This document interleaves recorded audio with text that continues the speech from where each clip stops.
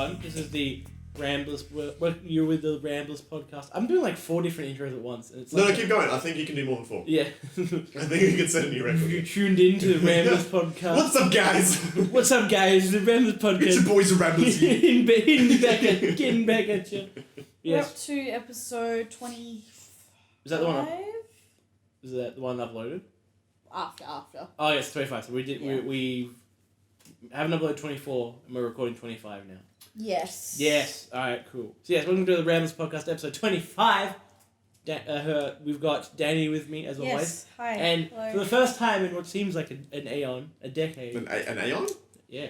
Is it an eon? Aeon. I'm getting confused, man. The vowels are confusing. Yeah. We are Chris. Hey. Chris is back, man. Hey. And I'm absolutely confident that my voice is going to give up on me halfway through. Yeah, you know, you're a bit under those weapons. I have got the strepsils with me. I've got he's quick ready. firing strepsils ready to go. Pow pow. You know what's worse with strepsils? It's like I can't have too much of them because like they're so strong they make my teeth hurt. They also make me shit. Really? Oh yeah, these things are laxatives, man. If you ever have really? diarrhea, get some strepsils in you. Fuck. Yeah. I didn't know It's a that. secret to avoiding horrible constipation. I think the last episode that you were on with us was 2 years ago. Wasn't it the Star Wars one?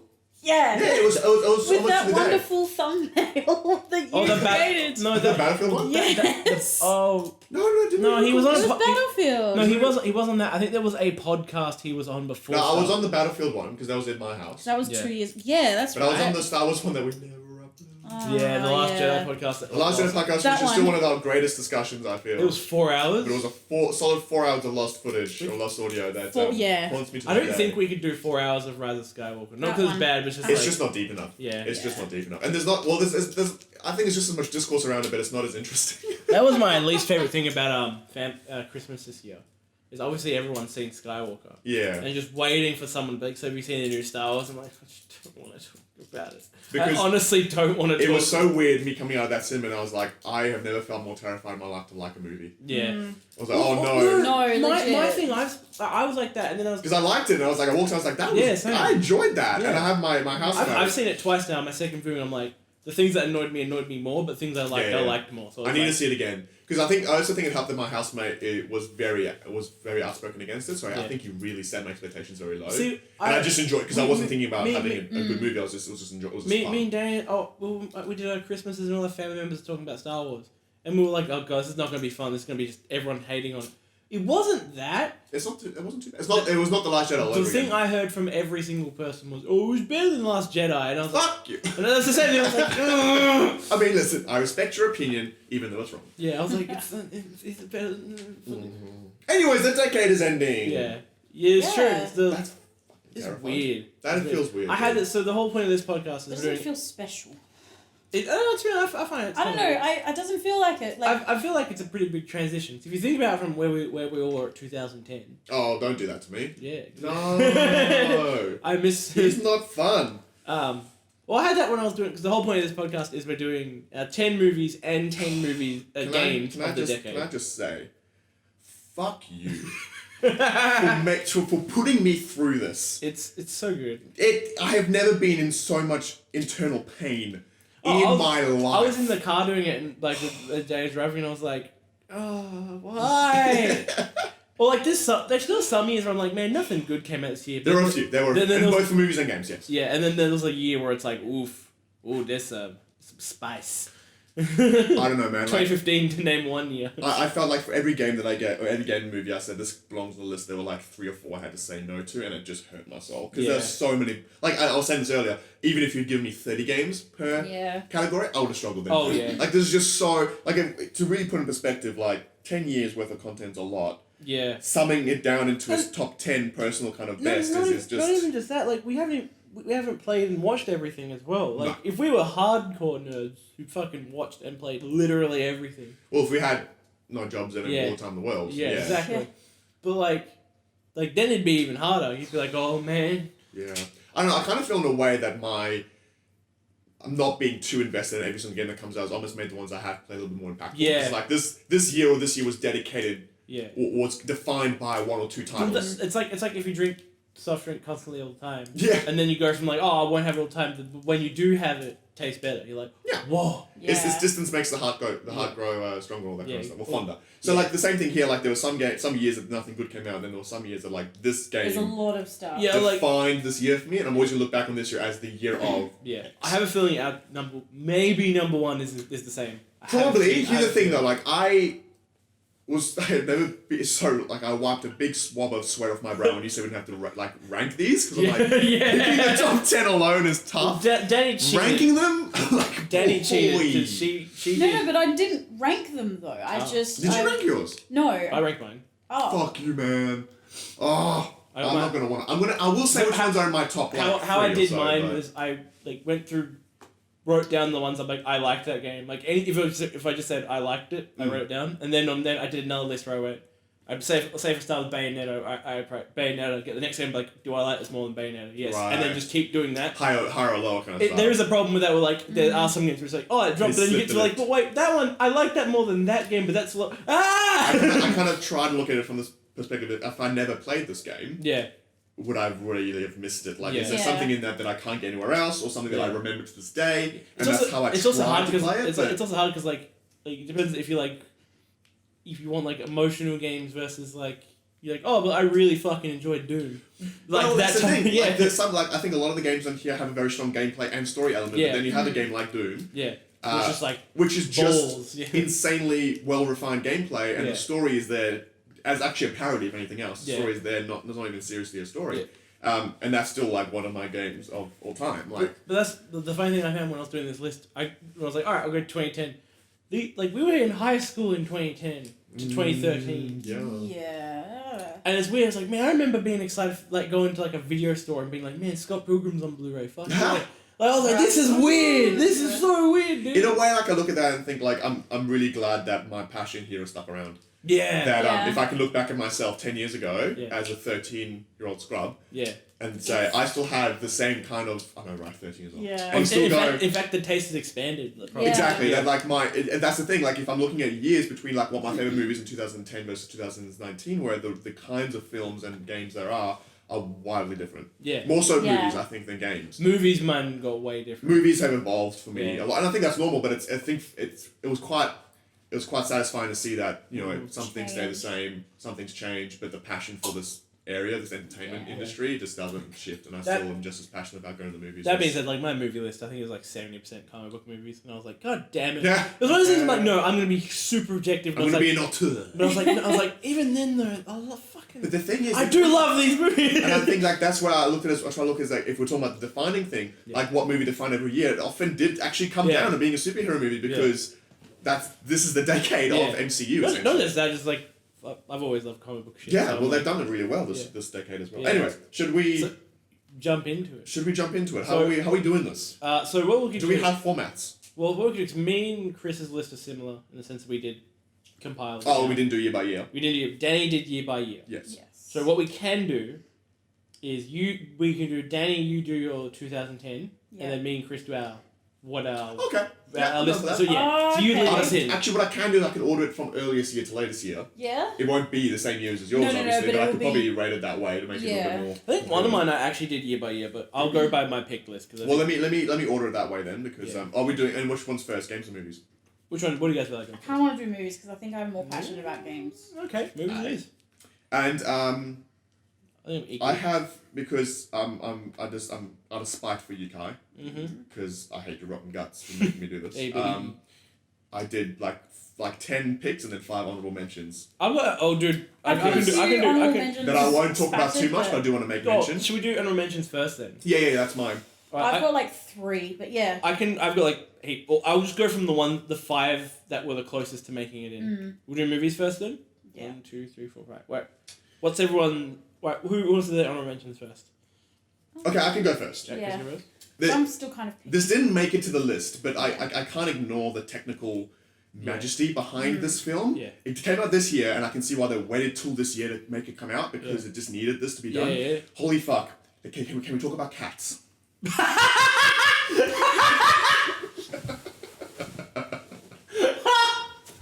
Dude, that was beautiful. You got that I kicked the black. Cats is my honorable mentions for what the fuck award of the decade. Because what the shit is that? Oh, dude. I haven't seen it, but I feel like it's better that way. Oh, dude. I was like, what is this? Where are you going with this? I was like, where's it going, Cat? I'm like, shit. I didn't see that fucking coming. Played again. Okay, I'll go with... Do you want me to go all my honorable mentions or just one at a time? Let's go all the time. Just all the time?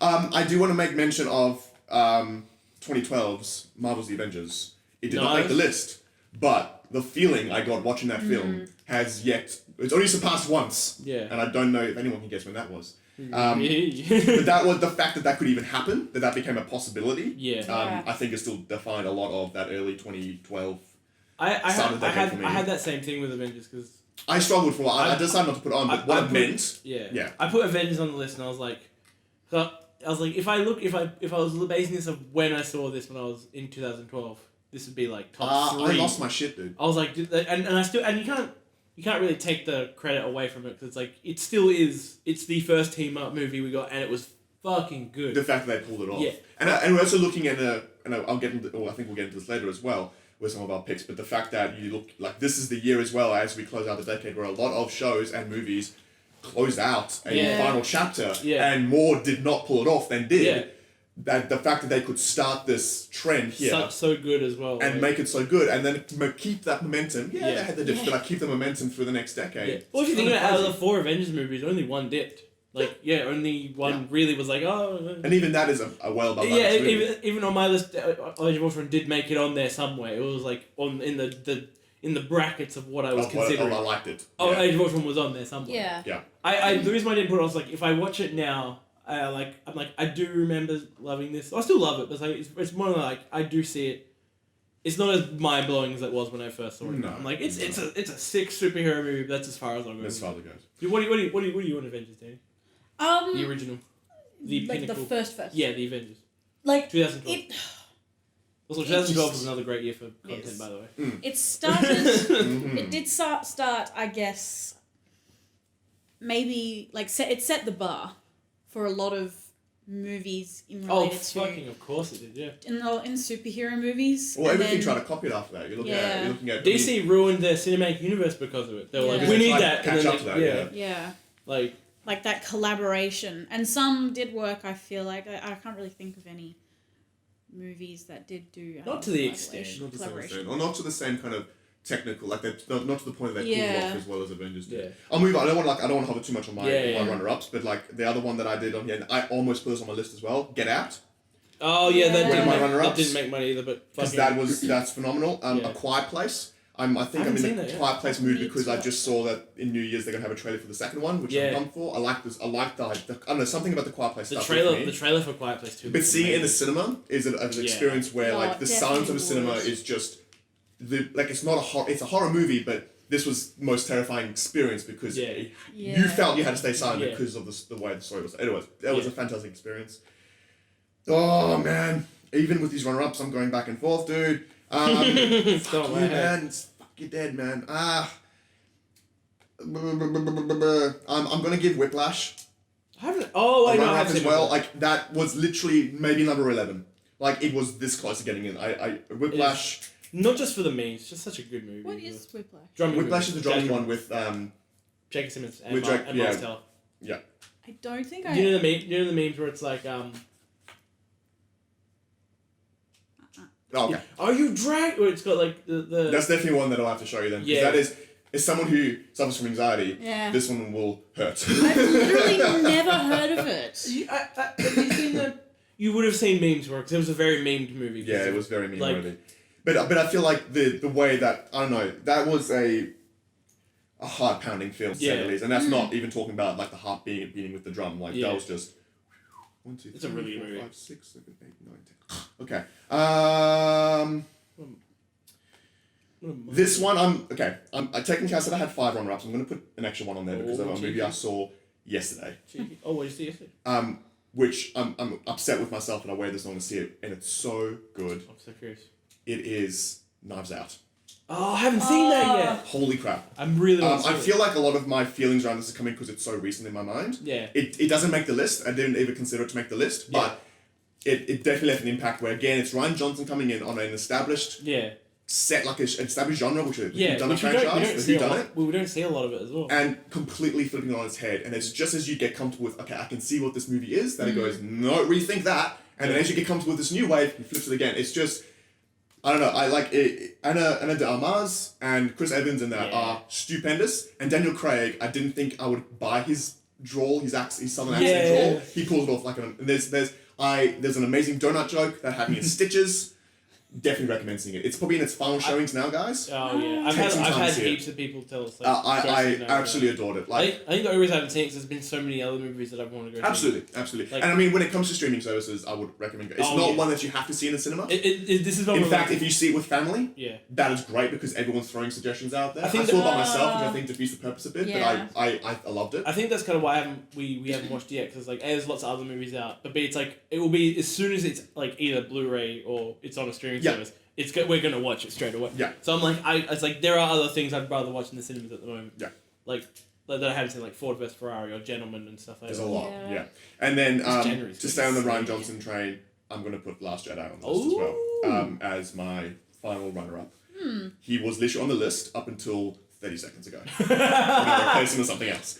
I love The Last Jedi. So do I. We lost a 4-hour recording about Last Jedi. I can talk about this film for this is 2 years on since Last Jedi, and I can still talk about it until I'm blue in the face. I rewatched it in prep for Rise, and I was like, "Fuck, this is." There's the artistry and the kind of focus on details behind that. Yeah. The deconstruction of Star Wars as well, where it's like it's almost fourth wall breaking in the way it tries to make you come to reality of here's what the standard kind of storytelling in Star Wars is and how it doesn't necessarily have to be that way. Yeah. And we can go on and argue about what Star Wars movie is better than the rest, but I honestly, personally, I remember when we were coming out of Last Jedi, I was so high on it, I almost thought this is almost better than, I remember saying this, I don't think it anymore, but I remember saying I think this is almost as good as, or better than, Return of the Empire Strikes Back. Yeah. Because I think I said something similar. Now I look back, I'm like... Now I look back and I think Empire is better. Yeah. But the fact that a modern Star Wars movie could make me question that... Yeah.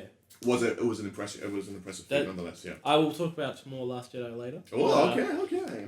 So that is my runner-ups. My runner-ups, and actually, no, I think both of you are going to be like, what is on your list to kick these off? I think you've told me your How many runner-ups do you have first? Oh, I'm just going off the 5 that didn't make it in. Okay, 5. I've got the entire list. Let's try and keep it slim. Yeah. So the first one is Captain America: Civil War. Yes. My favorite comic book of all time is the Civil War comics. I have read them countless times. I know they're deeply plot holes and they're fucking ridiculous and they're kind of just all over the place, but I still fucking love it. And I remember the day where Avengers came out. I'm like, there's a chance, guys, we're gonna get to Civil War. We could get Civil War. It won't be as good as the comic, but we're gonna get there. But then when we actually got to Civil War, I was like, this is how I'd want my movie version of Civil War to be like. And to this day, I'm like, ooh, if I'm like, blind Marvel movie, pick one to watch, I'll be like, I can Civil find War. that movie endlessly rewatchable. Yeah. I think if there's any, when it comes down to like what are your favourite Marvel movies, that is in the top 3. Well, I remember seeing it in cinemas. I started seeing it in cinemas 3 days in a row because I was like, wow. I need to see it again. I need to see it It's right. So good, fucking no, because it's like, I absolutely. And each time I was like, and like all the quotes and all the dialogue, and you're seeing your heroes fight. It's heartbreaking, but it's entertaining, and like there's no size to it. Like it's not too light and it's not too heavy. It's like it's heavy at the end where it should be. It's where that Marvel balance kind of pays off, where it makes sense, and I think that they couldn't have. I think even when it comes down to the villain, I love Zemo. I love Zemo. I think he's a seriously underrated. Everyone who's like, oh, he's a bad villain. I'm like, well, he's a normal dude. Well, he's the one that won, and he broke the Avengers. Yeah, he's one of like 2 or 3 Marvel Avengers. Yeah. Marvel villains that actually won. Yeah. It's amazing. Yeah. And the fact that he's coming back in Falcon and the Winter Soldier as well has got me hyped. I'm really excited for Falcon Soldier. Anyways. My next one is Mission Impossible Fallout. Okay, that was on here. It was number 6 on my run-ups. Like it was there. Fallout, what a perfect action film. So good. I don't think there's a better action film out there than Fallout. What blows my mind is Mission Impossible has had a sort of rocky start. Like, first one's great, and then 2 and 3. It's one of those franchises that seems every film beats the other. 4 to 6, it's like better. Oh, they did 5th is better than 4. That's a fluke, but they won't do that again. 6 is the best one. Honestly, I don't think I've ever had as much fun with something as obscene as Mission Impossible as I did with Fallout. And Henry Cavill as a villain. So I mean, I've always had that because I've always wanted to make. If I was like in the far future, if I was going to make an action movie, I had an idea for a cool jumping out of a plane, parachuting and landing and keeping it in one shot. That was and then I was like watching fall. I'm like, oh, they did it. But and they did it real as well. Yeah. Like you can see it. You can see it's real, and I could feel that jumping out of the plane. And also Henry Cavill, the mustache that killed Justice League. The reloading mustache. Yeah. Pump. And I still endeavor that. That's my goal scene. in the gym now. I want to get to the point of reloading gun my arms. Your own gun. If I can reload my biceps, I have made it, man. That is the goal. Love Fallout. It's amazing. Danny, because you know how much I'm obsessed with movie, you're gonna be like, how did this not make it? I think you've told me this, but I'm not sure. Wolf of Wall Street. Oh. That's right. Yeah. Okay. I wanted this on the 10 Yeah. so badly. Yeah, I think I'm going to make you happy later on. Yes, I can. I can't confirm or deny, but I can either confirm or deny I that. can either confirm or deny, but... Is that a donut there? Can I have these donuts? Quote Wolf of Wall Street now. It's like I was a fan of Scorsese before Wolf of Wall Street. When I watched it, I was like, oh, I'm bad. It's also a nice little break from the perception that all he does is gangster films. Yeah. Which, in a way, it is a gangster film. If you watch this in Goodfellas back, like, necessarily, like, it's the under the wing of the dragon type movie, where it's like, you ride with these characters, and it's not like, it's not like it's a very unmovie, but very movie, whereas I just can't get over how you're so keenly aware of what this man is doing wrong. Yeah. But every step of the way, I'm like, keep going, man. Whenever do that shit. Snort that crack off that woman's ass. Just keep on doing it, man. Keep cheating on your wife. You are living life. Keep cheating on your wife. Keep doing more. Keep doing what you're doing. Yeah, keep scamming millions. It's really bad. Or whenever I see people who are like, oh, I can't watch this movie because this character is such a dick, or like, oh, he's irredeemable. I'm like, then if I go to them like, well, what do you think of Wolf of Wall Street? Yeah, I love it. It's like, well, double standard. The whole movie's about following a terrible person doing terrible things. Because there's a lot of it is Scorsese and a lot of it is style. It's very like, a lot of it is style and a lot of it is how well Leonardo DiCaprio was able to pull off that character as well. Like I still feel hurt that he didn't win an Oscar. I feel that's more deserving of his. Oh my god, Redmond. I hate this so much. The fact that he won, I feel like he's more deserving for Wolf of Wall Street than he is for Redmond, personally. Next one is another 2012 classic. A movie that, much like The Avengers, instead of starting something, ended something amazing. Dark Knight Rises. Oh man! I also really wanted this on the list. This isn't on my list. Why isn't this on my list? I'm going to say this so many times. Yeah. Oh, that's such a Dark Knight Rises. Like you should probably argue it's not the best Batman Nolan movie, and you're probably right.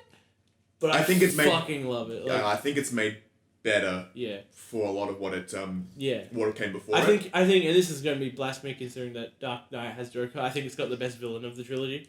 Okay. I think like Joker is amazing, but like he never felt like he was in direct opposition to Batman directly. Was Agent of Chaos? Yeah, that's the. Like, I feel like his performance is definitely better. Yeah. Oh yeah. But as a villain, I can see where you're coming from. Bane feels like a direct threat. Yeah, like, he's here for Batman. Yeah, I guess Bane was both physical and an intellectual villain. Yeah. Where I think Joker was this uncontrollable chaos machine. I do get that. Actually, I won't say Bane's better. I like Bane more than Joker, but like by a fraction. Because I don't know if I totally agree with you. Yeah. But I can definitely see why that would go. I do think that it gets that Dark Knight Rises gets a bad rap. I think it's a much better movie. Than yes, it's got plot holes, and yes, it's long, but like it's epic. Like it's so epic. Like the finale, the last hour of that movie is just intense. You're like, all right, guys, it's like, Nolan, I need to take a breath. Nolan! Just give me something to breathe here. But yeah, no, I love Dark Knight Rises. My last runner-up is Edge of 17. I've not seen that. I fucking love me high school drama movies that are done well. So I think it's infinitely relatable because mostly everyone goes through high school.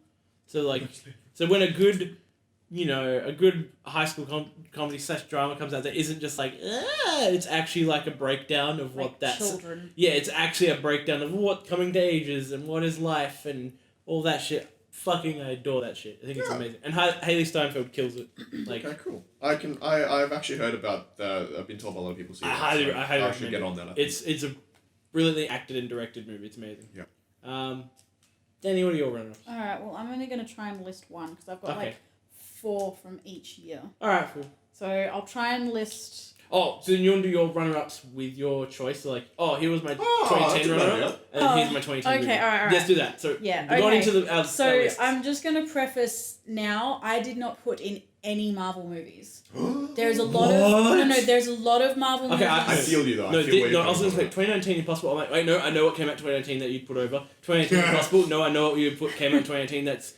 I think if you're if you're looking at the decade as a whole, it's hard not to include at least one Marvel movie. But if you're looking year by year, I can see where you're coming from. So I included. I'm so curious. I included all a lot of Marvel movies. Pretty much, there's one Marvel movie per year in my runner-up. Iron Man was before 2010. Iron Man 2 was 2010. Yeah, and I watched that you're not the biggest fan. I loved it. I watched it in the biggest IMAX cinema in the Southern Hemisphere, and it was the biggest. Damn. It was the coolest. That's a big. Fuck did you watch it? That's a big in flex. Melbourne. It was the coolest experience ever, but again, it was pretty much yes. Yeah, so you're Yeah. So I have to try and pick between two. What's your runner-up? So my runner-up is Shutter Island. I really liked that. I did not pick.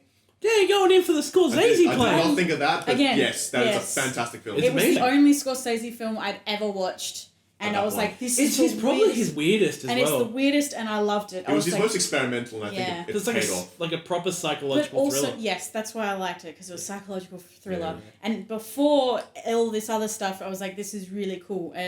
But my actual runner-up was How to Train Your Dragon. Ah, yeah. Yes. I watched that. I enjoyed that three thoroughly. nights. I saw that a couple weeks ago. I watched that 3 or 4 nights in a row when it came out. Wow. Watched it in the movies, and then we went to go watch it in the movies again. And then I think back when Barley copies was a thing, we watched it another 2 nights at different people's paces, and I was like, this is fucking insane. Yeah. I do enjoy it. I do love me some How to Train Your Dragon.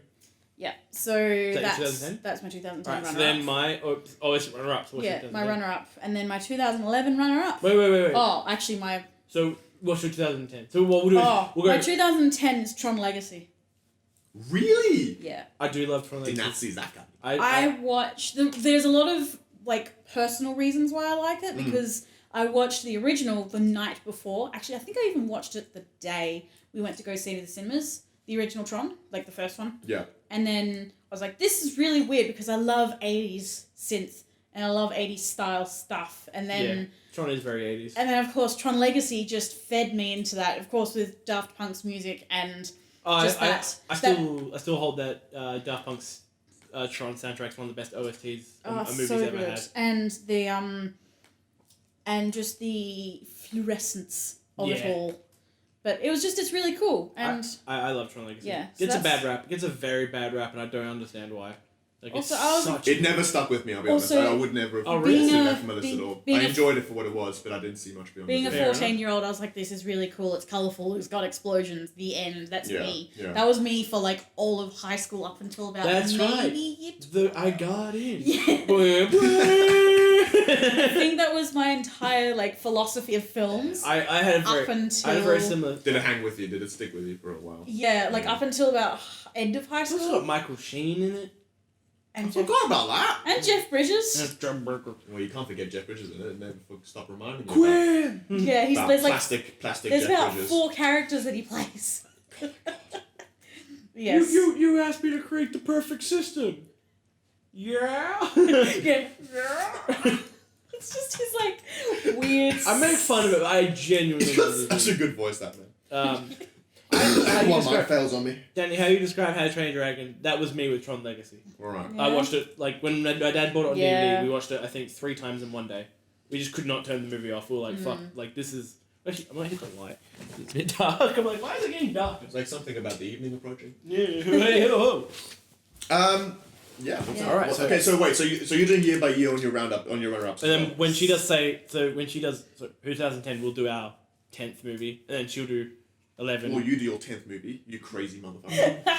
So I'll just pick one that feels from okay. Earliest to so latest. my 10th. Am I doing earliest to latest? I don't know if you're. I might do that for some. I think there's a couple I'll stick aside and say. Or just pick. We're all doing different lists at this point. Yeah. God, the last 3 years. All right. So my 10th movie, or my 10 movies of the decade, is Scott Pilgrim vs. the World. Oh yeah. Also a 2010 movie. Honestly, one of my favorite movies of all time. Stop shaking your head, Danny. I do not like it.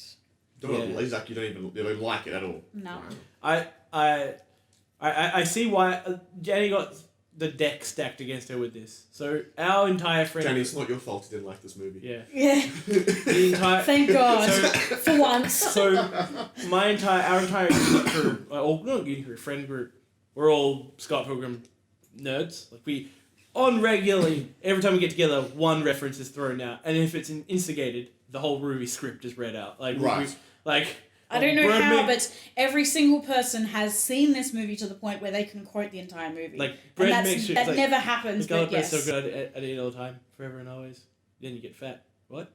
Bread makes you fat. Bread makes you fat? Yes, and it just like that continues and continues. Like, so I think, so when I finally sat down to, like, you gotta watch Scott Pilgrim, you're like, so I don't see it. And then I was just there for, like, 2 hours crying, like, it's just, it was so overly hyped for me, and also just, I didn't... Yeah, you did have, like, 50 people telling you how much it was the best movie. Yeah, I'm like, it's just... That being said, I will suck and Scott Pilgrim also, versus the World's dick all day long. I think it's one. Also, it is very, like, for me, when I was the age when the movie came out, it would have been perfect, because I would have been over. I think that's why a lot of our generation adored this movie, because we watched it when it came out, and we were like, whoa. Everyone could relate to one character. Not even that, if you break it down, it is technically a high school romance movie. Like, but it's very, the whole... But not even if you break it down, it's very... Yeah. I remember the first time I watched it, I hated it for the first hour, because I thought it was a crazy, like, hyper comic like video punch. game movie. And, kind of like Sucker Punch, but Sucker Punch is... But then, like, when you fall into Scott, we're like, Scott Pilgrim's really a love story, but with just a really quirky one. That's got crazy shit happening in it constantly, and references as meta as fuck. Yeah. And the editing style. What made me... I think a lot of Edgar Wright's filmography actually came out past 2010. A lot of his movies dropped here.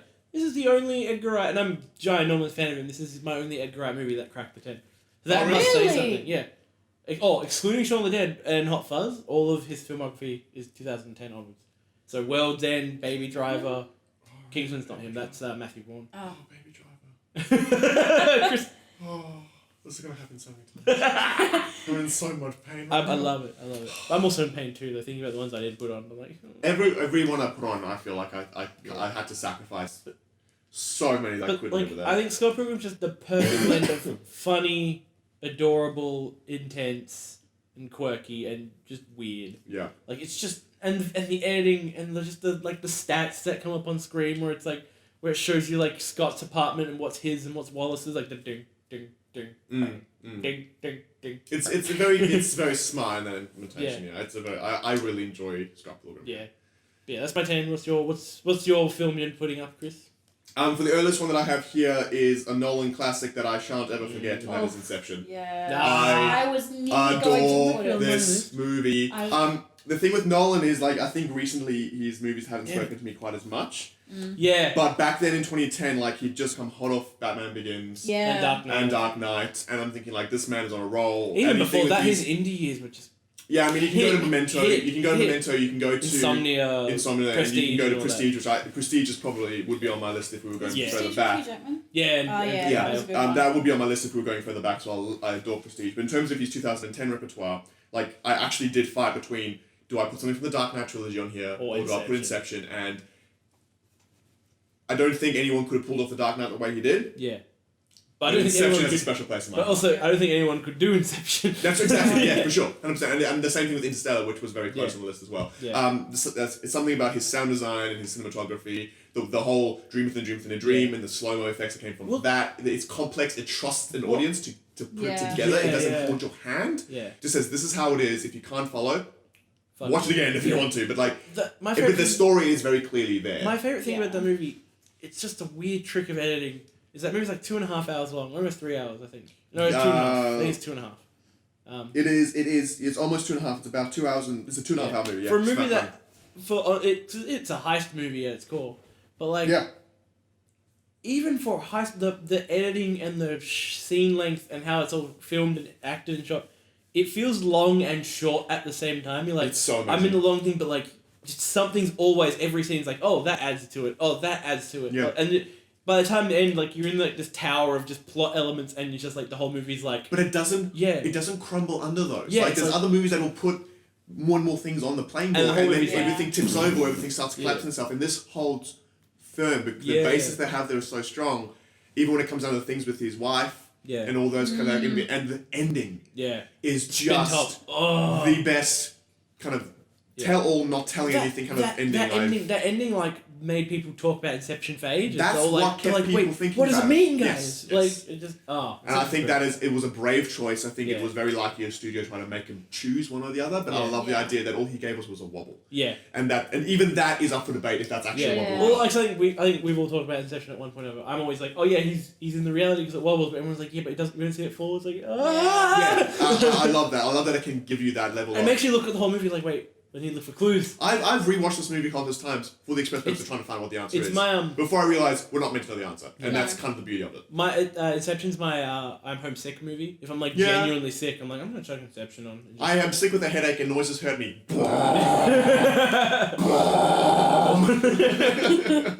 Marianne, no! That's my number. Well, it's not my number 10, but it is my latest one. Yes. Yeah. Also, one of Hans Zimmer's best scores. Oh, yes. Very simplistic, but very impactful. Yeah. I don't think it's... Dave's like, don't you take that back to heresy, you son of a bitch. You're the Dark Phoenix, though.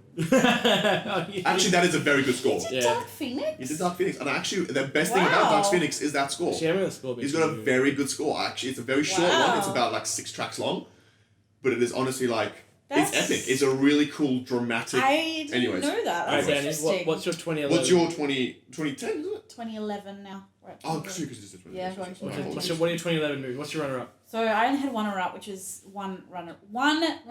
Which and then one movie, yeah, which is Hannah. Hannah? Yeah. What's Hannah? I never saw that. So it's... Oh, yeah, okay. Yeah, I remember. I'm trying to remember who plays the father figure. I think it might be Ewan McGregor. I could be wrong. Basically, there's this nondescriptive European girl. She looks very much like the girl who plays Ciri in Witcher series. Oh, okay.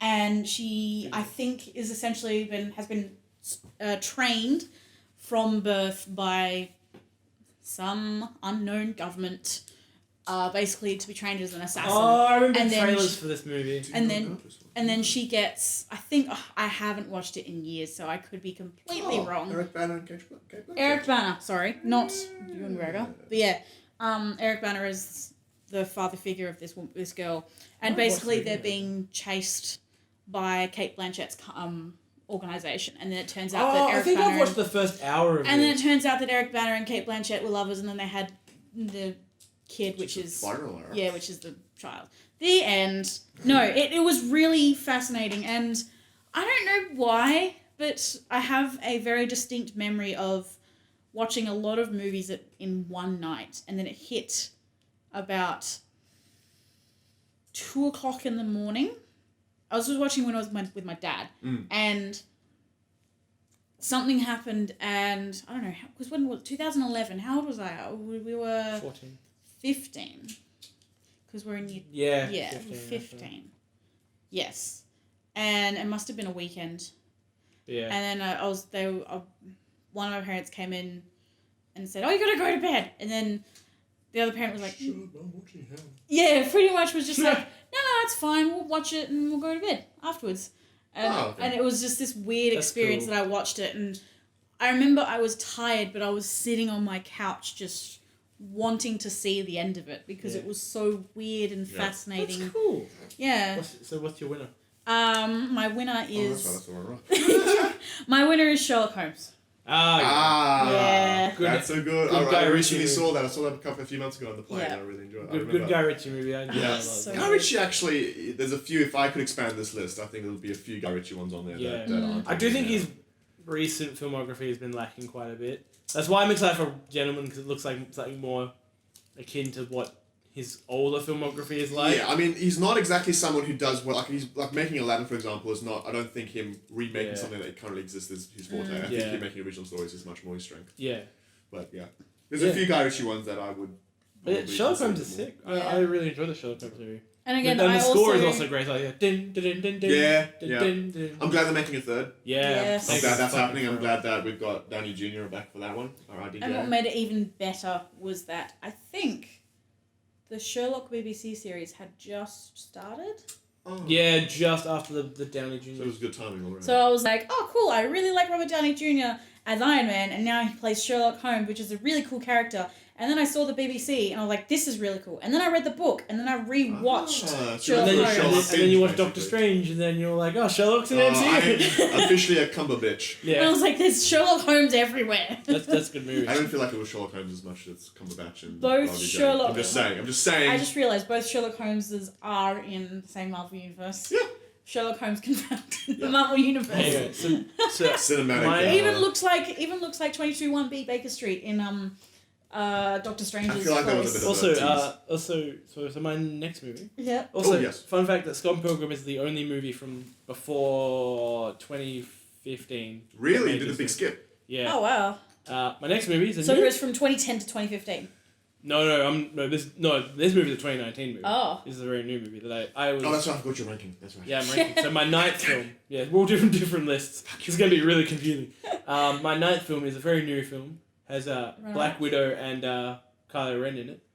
It's Marriage Story. Oh yes. I was like, Fucking where did that come from? Yeah. Adore no. this movie. Like, it's such a basic movie. I don't know if it's fair. Okay, I'm going to move that because that is actually on my list. Oh, no. And my 2019. I was going to put that there as my final hurrah because it's the most latest one to come out. Marriage Story.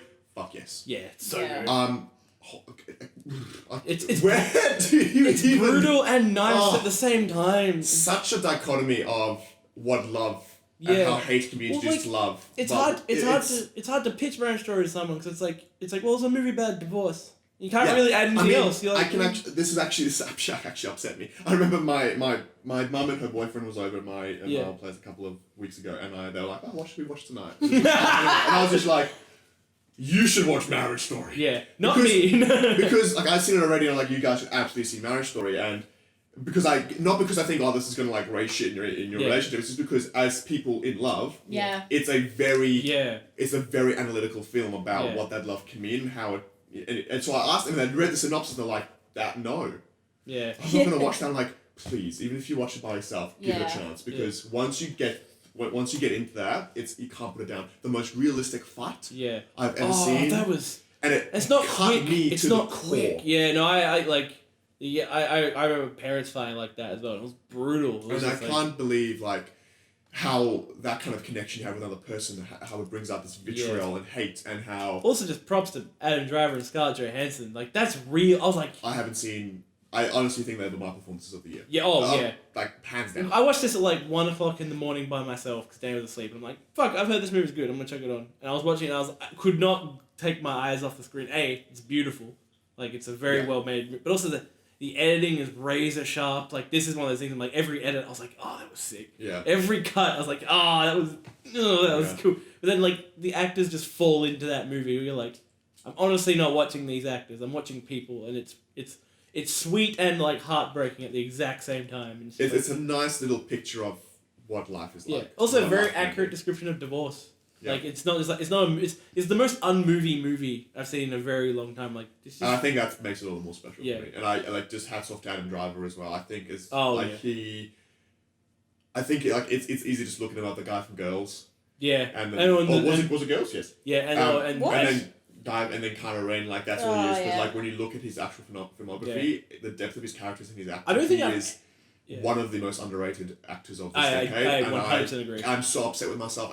I discovered him through Star Wars. Yeah, same. and I am making it a personal mission now to go back and watch his earlier work because he is phenomenal. Well, that's like whenever I see a movie, I'm like, well, Adam Driver's in it. I'm like, He's almost like Adam you Driver's guaranteed in- my ticket now with Adam yeah, Driver. because he is. I've never seen him be bad. He's always like usually the best bit of a movie. I'm like, even like if you hate the new Star Wars movies, most people. Adam Driver is. I Still feel like the best but the one. Kylo Ren stuff is probably the best. Even shit. though the script tries to subtitle it a few times. Yeah. He does very well. Yeah, but yeah, Marriage Story. 100%. I'm glad yours is that's on the list for you as well. Yeah. Because that's definitely one of mine. So what's your next film? Chris? Okay. Well, this is in response to what you were saying earlier. Wolf of Wall Street. Ah, It's yes. definitely on my list. Like that, I remember this being 2013. This was the year I turned 18. Yes. And a movie about debauchery. And I remember this came out, may I say, in Australia on February the 13th. Oh shit! Which was like 1 week before my birthday, Yeah. and this was the thing I did on my birthday when everyone went to work. I'm like, I'm gonna go watch Wolf of Wall Street as the debut R18 plus your film. first R18 film, good choice. And I could not have chosen a better film to watch. Yeah. It was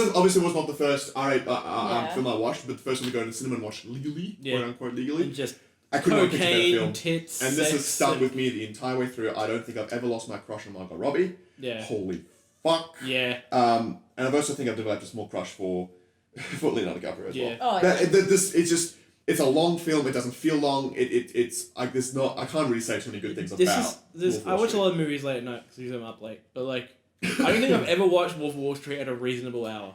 It's almost better that way. Isn't it? I think last time we watched it was the first time you showed it to me. It was like 1. It's like it hit. 1 a.m. Start watching a 3-hour movie. 1 a.m. I'm like, this is when you gotta watch it. To be honest, you didn't be influenced. Like, Jesus Christ. But like every time I've watched it, like for a 3-hour movie, it doesn't feel it. It doesn't. You legit. You're like, it ends. And you're like, man, I should probably go to bed now. And the fact that this movie can make me go, who the fuck was Jordan Belmont? Okay, cool. Yeah. I'm gonna watch these documentaries. I'm gonna go understand his life. I went and did research. I was This curious. movie's probably a fantasized version. Like, kinda. But also, the fantasize is the kind of what he put forward was this fantasizing of, and I think like seeing him in real life and like having a look at those as well. Like it's also, just it's one of the funniest movies I think it's ever made. The drug scene with the car. Oh my god. To this day, I can think about that and chuckle to myself. Like it just doesn't lose that impact. Just like and there's like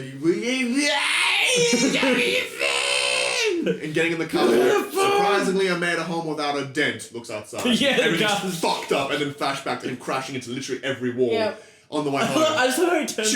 Love how he turns the car where he's like, yeah. It's absolutely it's superb. Falling down the stairs as well. Oh my god, that was such a good film. But those moments which are very clearly comedic, and then there's a lot of dark moments. And there's a lot of dark moments as well, but there's also scenes that are comedic, but also very character in Margot Robbie like chucking water on his face 7 times in one conversation while arguing about who he's thinking. Don't you fucking fucking murder me, don't you dare. Yeah. It just I don't know. I say Leonardo DiCaprio killed it, and as I said earlier, he deserved the Oscar for that more than he did Ramblers, personally. Also, like, it's just Scorsese kills it, man. Like I don't think he has anyone who's like, because I know Scorsese got some heat this year just for being like, fuck Marvel. But at the same time, though, like, if you look at EA, he's a legacy director. He's like, also an old man. He's from the he is. He's from like the 60s. Yeah. Like he was working in the 70s. But he also made a 3.5-hour epic this year. Yeah. Which is his definition of what cinema is. Yeah. And you can't compare this against a Marvel movie, and I don't think they need to be compared. But that's the thing, everyone who talks shit about Scorsese, it's like, but anyone who, you watch any of his, not just any, but like, pick one of his, what is everyone regard to as one of his greats, you're in for like 2 to 3 hours of just masterpieces. You're like, he's one of the best filmmakers of our time. Yeah. Without a doubt.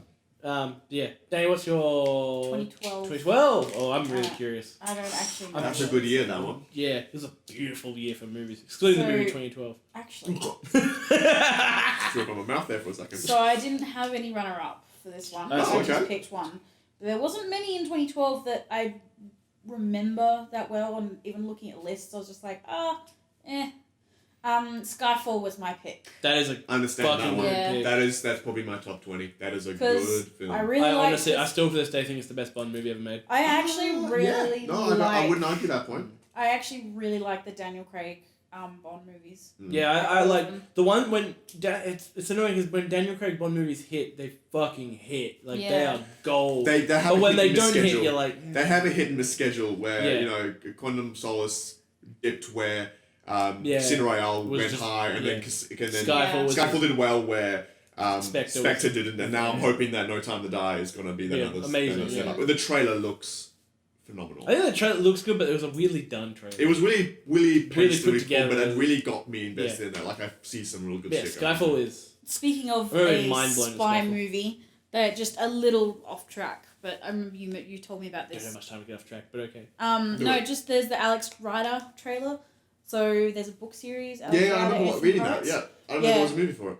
There is a movie? TV series? Sure. TV series, sorry. Amazon Prime, I'm guessing? Yeah, probably. But it looks really cool. But it's plays very much I love the a book lot series. of homage to all the Bond movies, like Bond, Oh, Spy, cool. whatever. But it's a young adult, so it might be very corny. Yeah. But it looks cool. All right. But continue. Skyfall is. What is your 20, or what is your next? Oh, don't talk about Skyfall. Oh, I mean, Oh yeah, what else? I like Skyfall. Skyfall was pretty cool. Javier Bardem's amazing. Also, villain. Adele's song. Yeah, one of the best. Someone says Skyfall and I start singing the song. Yeah. Without thinking. I'm partial. I do love the Skyfall song. I am still partial to Quantum of Solace. No. Is it Quantum? No. No, it's Casino Royale. Casinos. You Know My Name by Chris Yeah. Cornell. I'm still very partial to it. I'm like, I am a Chris Cornell fan, to be honest. And it's such a unique I'm Bond still thing. waiting for Michael Bublé to do it. It probably would work, to be honest. I'm sure it would. It would actually. He's got the voice for it. Better than Sam Mendes. But yeah, Skyfall's great. It's one of the best. Yeah. That's a good choice. That's a good choice. Alright, my 8th movie. Wait, which order were we going in? Is it me or is it? 10. I don't know. No, you said yours and then went. So it's kind of like round, so. Oh, that's right, because I cut So it. Danny will do 2012 and then do. Yeah. Yeah. My next movie, and this is just not guilty pleasure. I'm not even guilty about this. I fucking love this movie. Bumblebee. That's a great movie. I fucking loved. But Wait, no, that didn't come out in what year was that? No, I'm not doing it by year. Oh yeah, true. What year was that? That was last year. Last year, 2018. Yeah. True. I have been waiting. Yeah, I am a huge. It's a good Transformers movie. I'm a huge Yeah. Transformers fan. I grew up not with what was the Transformers cartoon of the time. I grew up with the 80s Transformers cartoons. The G1 callbacks on this one, even the sound effects. Yeah. Oh, that got me. And one of that my got me members twitching. That oh did. yeah, me member berries. Me members tripping. Remember berries. That's But right. one of my favorite movies of all time is the 80s Transformers movie. I think just the soundtrack, the characters, just the 80s-ness. It's amazing. This is very 80s. This Not just that it's set in the 80s, but yeah, it's very 80s. oh yeah, Bumblebee is 80s as fuck. This Yeah. is the first, and you can argue Michael Bay's first Transformers movie is good. It's good if you're drunk. It's entertaining, but that's about. This is the first actual Transformers movie where I'm like, oh, finally. It took you, 30 years at this point? But you got it eventually. 20. 10. Whatever, I don't know. It feels like 30. Yeah.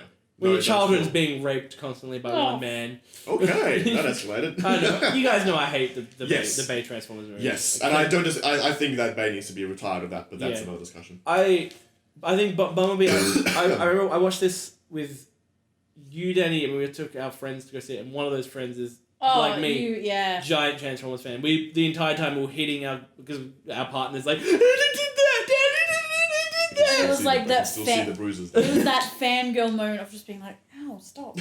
I get it. It's like at really the end, memorable. when the Transformers don't look like clunks of metal; they look like robots. Yeah. And they actually look like they're G1. Transformers make sense. Yeah. Transformation, sorry. It's heartful. Yeah. Transformers are always heartful. It actually has heart, and it goes really good heart as well. Haley Steinfeld. Yeah, again, Haley. Holy crap! I did not think that would work. Like in all transparency, I've seen her act, and I think she's a great actress. Yeah. I did not see this working. She was perfect. I'm all for like even the implied love story between two. I'm like, fuck, I don't care. I'm like, it works. I like. It's practically an Iron Giant remake, but it's Iron Giant with Bumblebee. I'm all for it. I'm so okay with that. Yeah, that's all it is. That's like, so I'm okay. Like that's a pitch. That's like we're doing a Transformers movie. It's Iron Giant, but replace Iron Giant with Bumblebee and it's set in the 80s. Yeah. And we're gonna have a lot of callbacks to that G1 Transformers, and the Cybertron segment. Oh, that was the fact that it even opened pretty much on that. Yeah. Bumblebee. I walked out of that film not like it's not the most amazing film. I walked out of that film like, oh, finally, as a Transformers fan, walked out of a Transformers movie, not just like that was good, like that's what I wanted. Yeah. And I really hope that what's the director's name? He did Kubo and the Two Strings. I forgot his name. I really hope he. You can see the anime influence. I saw this movie in Japan. Yeah. In my room, I just put it on my laptop. And I watched it in Japan. And it just felt so right. Yeah. Because it's not a Japanese movie, but it has so many Japanese influences. Yeah. And it just worked. And you can tell it's made by people who are like, well, no, we're fans of Transformers. Yeah. Like, we're not like not people like. You're a fan of the Transformers movies, mate. You're not a fan of the actual what came before. Well, that's the thing. Which is me. The Bay movies are like they feel like they're made people like who love Transformers. But, like we need to make a product. Like we need to make. Yeah. No, you like robots that transform into things. Yeah. This feel like it was made by people like no, we love Transformers. Like, we're here to make you a Transformers movie. But anyway, Bumblebee's amazing. I've gone on about for fucking hours. What's your next? My turn. This is so I'll skip ahead to 2015 for this one, and it's Mad Max Fury Road. I did almost put Fury Road on here. Because that is balls to the wall action movie. It is the first 4K Blu-ray movie I bought. Yeah. It's like I need to see this in its full 4K. It's the first one I listened to with a new sound system I had there. So yes. and Junkie XL soundtrack on that one is phenomenal. The it's the cinematography. best. It's still to this day for me personally the best Tom Hardy film that he never speaks in. Yeah. The best face acting that I've ever seen from him, really, because he just grunts and groans basically the entire film, and he pulls it. Oh, true. He talks more in Dunkirk than he does. Yeah, he talks more in Dunkirk than he does in Mad Max. He's got Radio Channel. Yeah, true. I'm pretty sure he's like 3 lines in all of Mad Max, and it actually works somehow. Where do we go? Where do we go? And the fact that it's Mad Max rewrote and it's actually not Mad Max's film. Yeah. It's Fury's film. Yeah. And Charlize Theron cannot say enough. Yeah. What a winner. Yeah. She is. Also, just, it's just fantastic. I'm a huge film nerd, and watching that, I'm like, oh, this is made by people who just love film, like the cinematography, how the action, to the point of like just how it's framed, of like things flying in and out of frame, but it's not like woo.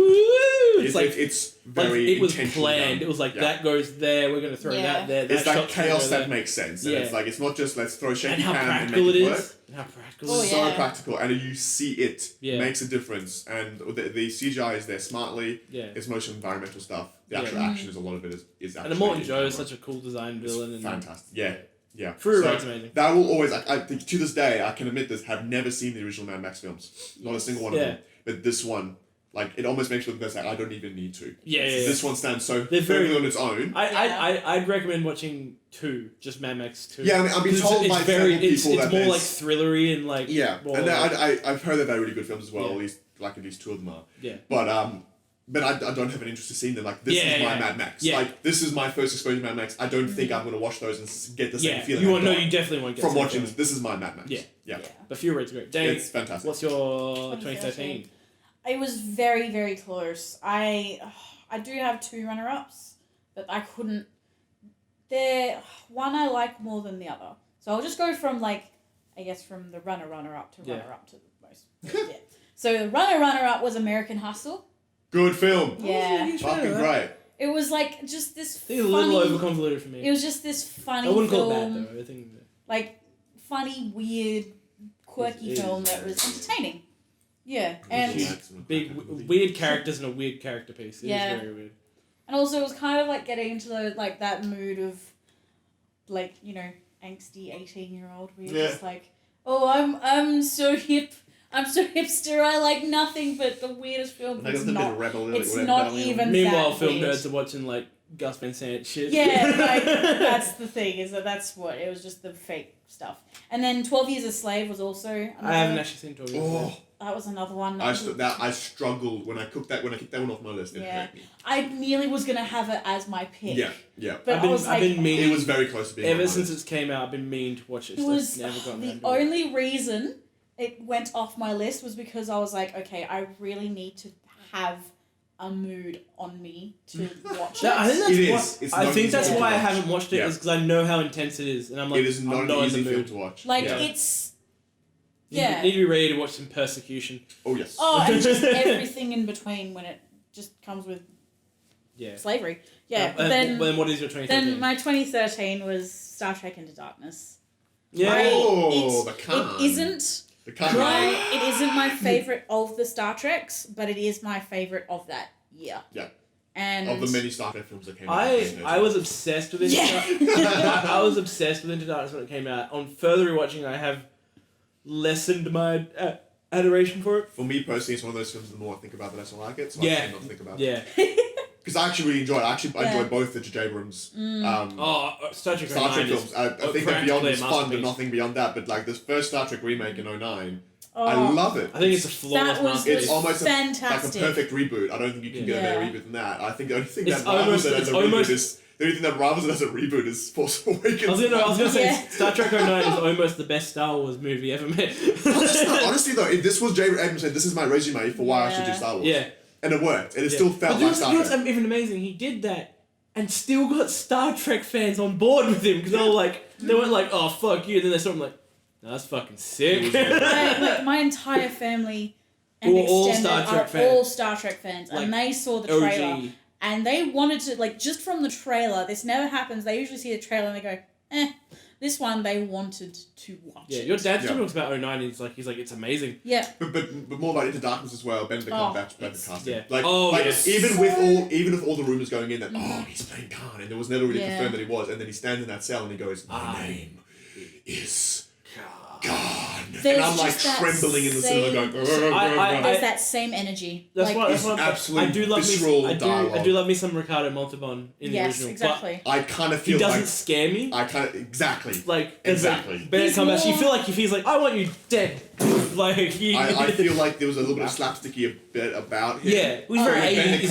I felt like if he gets out of that cell, I'm dead. Like Ricardo Montalban looks like paint me one of your French girls. Benedict Cumberbatch looks like I will paint you until you bleed. I feel like you still want to paint Benedict Cumberbatch like one. But even how the movie paces him, like whenever that you think, oh, we've gotten on top of him, he's like, no, you haven't, no, you haven't, no, you haven't. Yeah, and it's one of those films I'm like, I can see why they chose him for the voice of Smaug. Yeah. Because he has such a good voice. That game, voice. that same so that's your 2013? That's my 2013. So my number 7, 3 different lists. What is happening? Like from earliest to latest. I was like, I don't have the strength to rank, so here you go. I'm curious why this isn't on yours, Danny, and I have a feeling this is on yours, Chris, but I'm curious. Number 7 for me is Infinity War. It's actually not on my list. Oh, really? It was in close competition with another particular film. Yeah. But I'll explain my reasoning behind that later. So you didn't pick Infinity War, did you, Dave? Again, I didn't put any... It's time for me to suck Infinity War. I actually have a whole spiel about this we'll get to later. Yeah. But yes. I think what Infinity War did, not just A, introduced one of the best villains we've seen in the last 30 years of cinema, but B, like we mentioned it briefly earlier that, you know, the Avengers movies out of the 4, only one's really dipped. And Infinity War's kind of broken cinema's tradition of you can never beat the first. You can never beat it. Or the third one always sucks. They get worse as they go on. And then the Avengers seem to be going that route. I was like, oh, Age Runner was good, but it's not as good as the original. Infinity War's like, no man, we're here to knock shit down. And they didn't really pull many punches on that. Yeah, and that's what I think what the Russos pulled off, just in, like when a lot of people were like, oh, Joss Whedon's not doing the third one, they got the Russos. I was like, no, but I've got faith in that. The Russos. Well, also we went to that coming from Winter Soldier, coming from Winter Soldier and coming from Civil War, and I was like, okay, but they know how to put multiple characters in a scene. But they're just like, they're not making cool movies. Like, they're making the best ones. Like, these are the ones that people had no faith in. Like, Winter Soldier, everyone's like, coming from the first Avenger, Captain America First Avenger, and then going to the second two Captain Americas being back to back my favorite films in the Marvel series. Like, it's tough to not live up, to not go yes to the pedigree. But I remember, for a movie that's not 3 hours long, it's like 2 hours 30. There is never a moment of being like, man, we are fucked. Like, the entire time you're like, guys, you gotta fucking step shit up. You guys, heroes, come on, man, heroes. And it's such a cool movie. It's not as like, it's not like the villain wins in the end. It is pure desperation. I love the fact that it's actually Thanos' film. Yeah. Like, they could have literally called it Avengers Thanos. Yeah. It wore better than that. But, like, essentially, this is about Thanos. Yeah. What I even like about it, they don't even go as lazy. Let's just have Thanos win. They're like, no, we're gonna make our heroes work to lose. Like, they're gonna bust their asses and they're gonna lose at the end. Yeah. And instead of just being like, oh, they'll lose. It's like, no, the whole movie is just like that struggle. Just you feel that desperation, and all the heroes are fractured, and like they're not fighting together. You get the greatest superhero ever, Captain America's beard. I still mourn the day that beard came off. Yeah, biggest loss of Endgame. I cried more in Endgame when that beard came off. Biggest loss of Endgame, Cap's beard. Wait, was it Infinity War 2018? Yeah. Yes. Remember, mine's not year, mine's ranked. Yeah, true. But yeah, and action-wise, and score, and visuals, and just... From the opening scene, you're just like, oh, fuck, dude, this is bad. This is really bad. Well, coming from Age of Ultron, where, like, the mood was completely different. No, it's very safe. Yeah, exactly. You never really... Even when the shit's going... Even when the shit's hitting the fan, you don't feel like everything's... It was very setty up. It was generic. Like, it is kind of generic. It was generic, you're in danger, but that's about it. Yes. This was like opening film, we've lost 3 heroes. Opening scene, you lose 3 heroes. Yeah. Thor's lost everything, his people. Yeah. He's, the main villain's beaten the shit out of Hulk so bad that the Hulk is out of action. Not because he's wounded, because he's scared. Terrified. Like, that is just like, what the fuck? Like, Well, we're just watching Thanos just kick his ass, even like thinking, "Holy crap, that's Hulk!" And he's pulling his hands away from his shoulders, going like, and there's and even it's not like, oh, we're gonna fight together. Like, they don't want to fight together, and they're all fractured. And and it's not that Thanos is physically stronger than all the Avengers, which he is. Yeah, but it's his belief. His belief behind the fact that you always say the best villains are the ones that believe they're doing good, but he sincerely and heavily believes that this is the only path forward. And he's seeing his history and why he thinks that. Yeah, exactly. Makes him the best villain of the MCU in my mind. I also, and I was when we saw it, we all saw Infinity War in cinemas. When I saw it in cinemas, I was really curious to see how the end would age. When Endgame comes out, but like as a movie at home when you're watching it. Yeah. That ending, I'm just like, fuck, dude. Like, that's cinematic. I normally don't move from the seat after Marvel films because end credit scenes. But that one I literally did not move. I'm sitting there and I was like hand over my mouth when Bucky first started disappearing. Yeah. My hand was over my mouth going, what the fuck? And my hand did not move from my mouth for 25 minutes afterwards. I think that's why I couldn't not put Infinity War and another Avengers movie on here. Is just the event. Yeah. Like seeing this on the night it came out with all these people who were like, do we need to see what's happening next? And all of us going, when that happened, everyone like, what? Yeah. I remember walking out of the cinema going, I did not think they'd have the balls. Yeah. And they not just have the balls, they had multiple people's balls. And not just to pull off what they did. And not just that, but like when you watch it again on Blu-ray at home, you still feel that. You're like, it's not the shock and horror. It's still like just how it's conveyed. But then there's the dreading of seeing it happen again. Yeah, and you know what's gonna happen. Like I don't want to. And the actors all giving really good reactions. And of like the lack of music, and it's just this feeling of this sound of wind going through. I always forget her name. Black Panther's right hand girl. I forgot her name. Okiyama something. I forget. When she's like when T'Challa's like, come, you are not here to die today, and she's like. T'Challa! And just screams, and she just cannot find him, and I'm like, dude, that's ooh, and just like how all the actors, I'm like, these aren't just actors like, oh yeah, let's be sad. They're like, they're going for it. It's amazing. Yeah, Infinity was amazing. Fucking good shit. What's your next movie, Chris? For me, after that, I come back to the MCU. This is one that you mentioned earlier, and this is Civil War, which to this day is still probably my top 3 or 4 Marvel films of all time. It's so goddamn good. It is one of those films I can endlessly rewatch. The conflict never feels orchestrated to me. It always feels real. It makes sense for these characters. It makes sense why they chose the really well written. Did. At least in my opinion, I think it's expertly written, and I think it does such a good job of splitting up our heroes. And it makes even more sense if you look at going Infinity War. But even as it was standing by itself, before you think about introducing characters like Black Panther, which was such an incredible introduction as well. The fact that they could fit what is essentially Avengers 2.5, introduce a new character, give them the backstory. 2 new characters.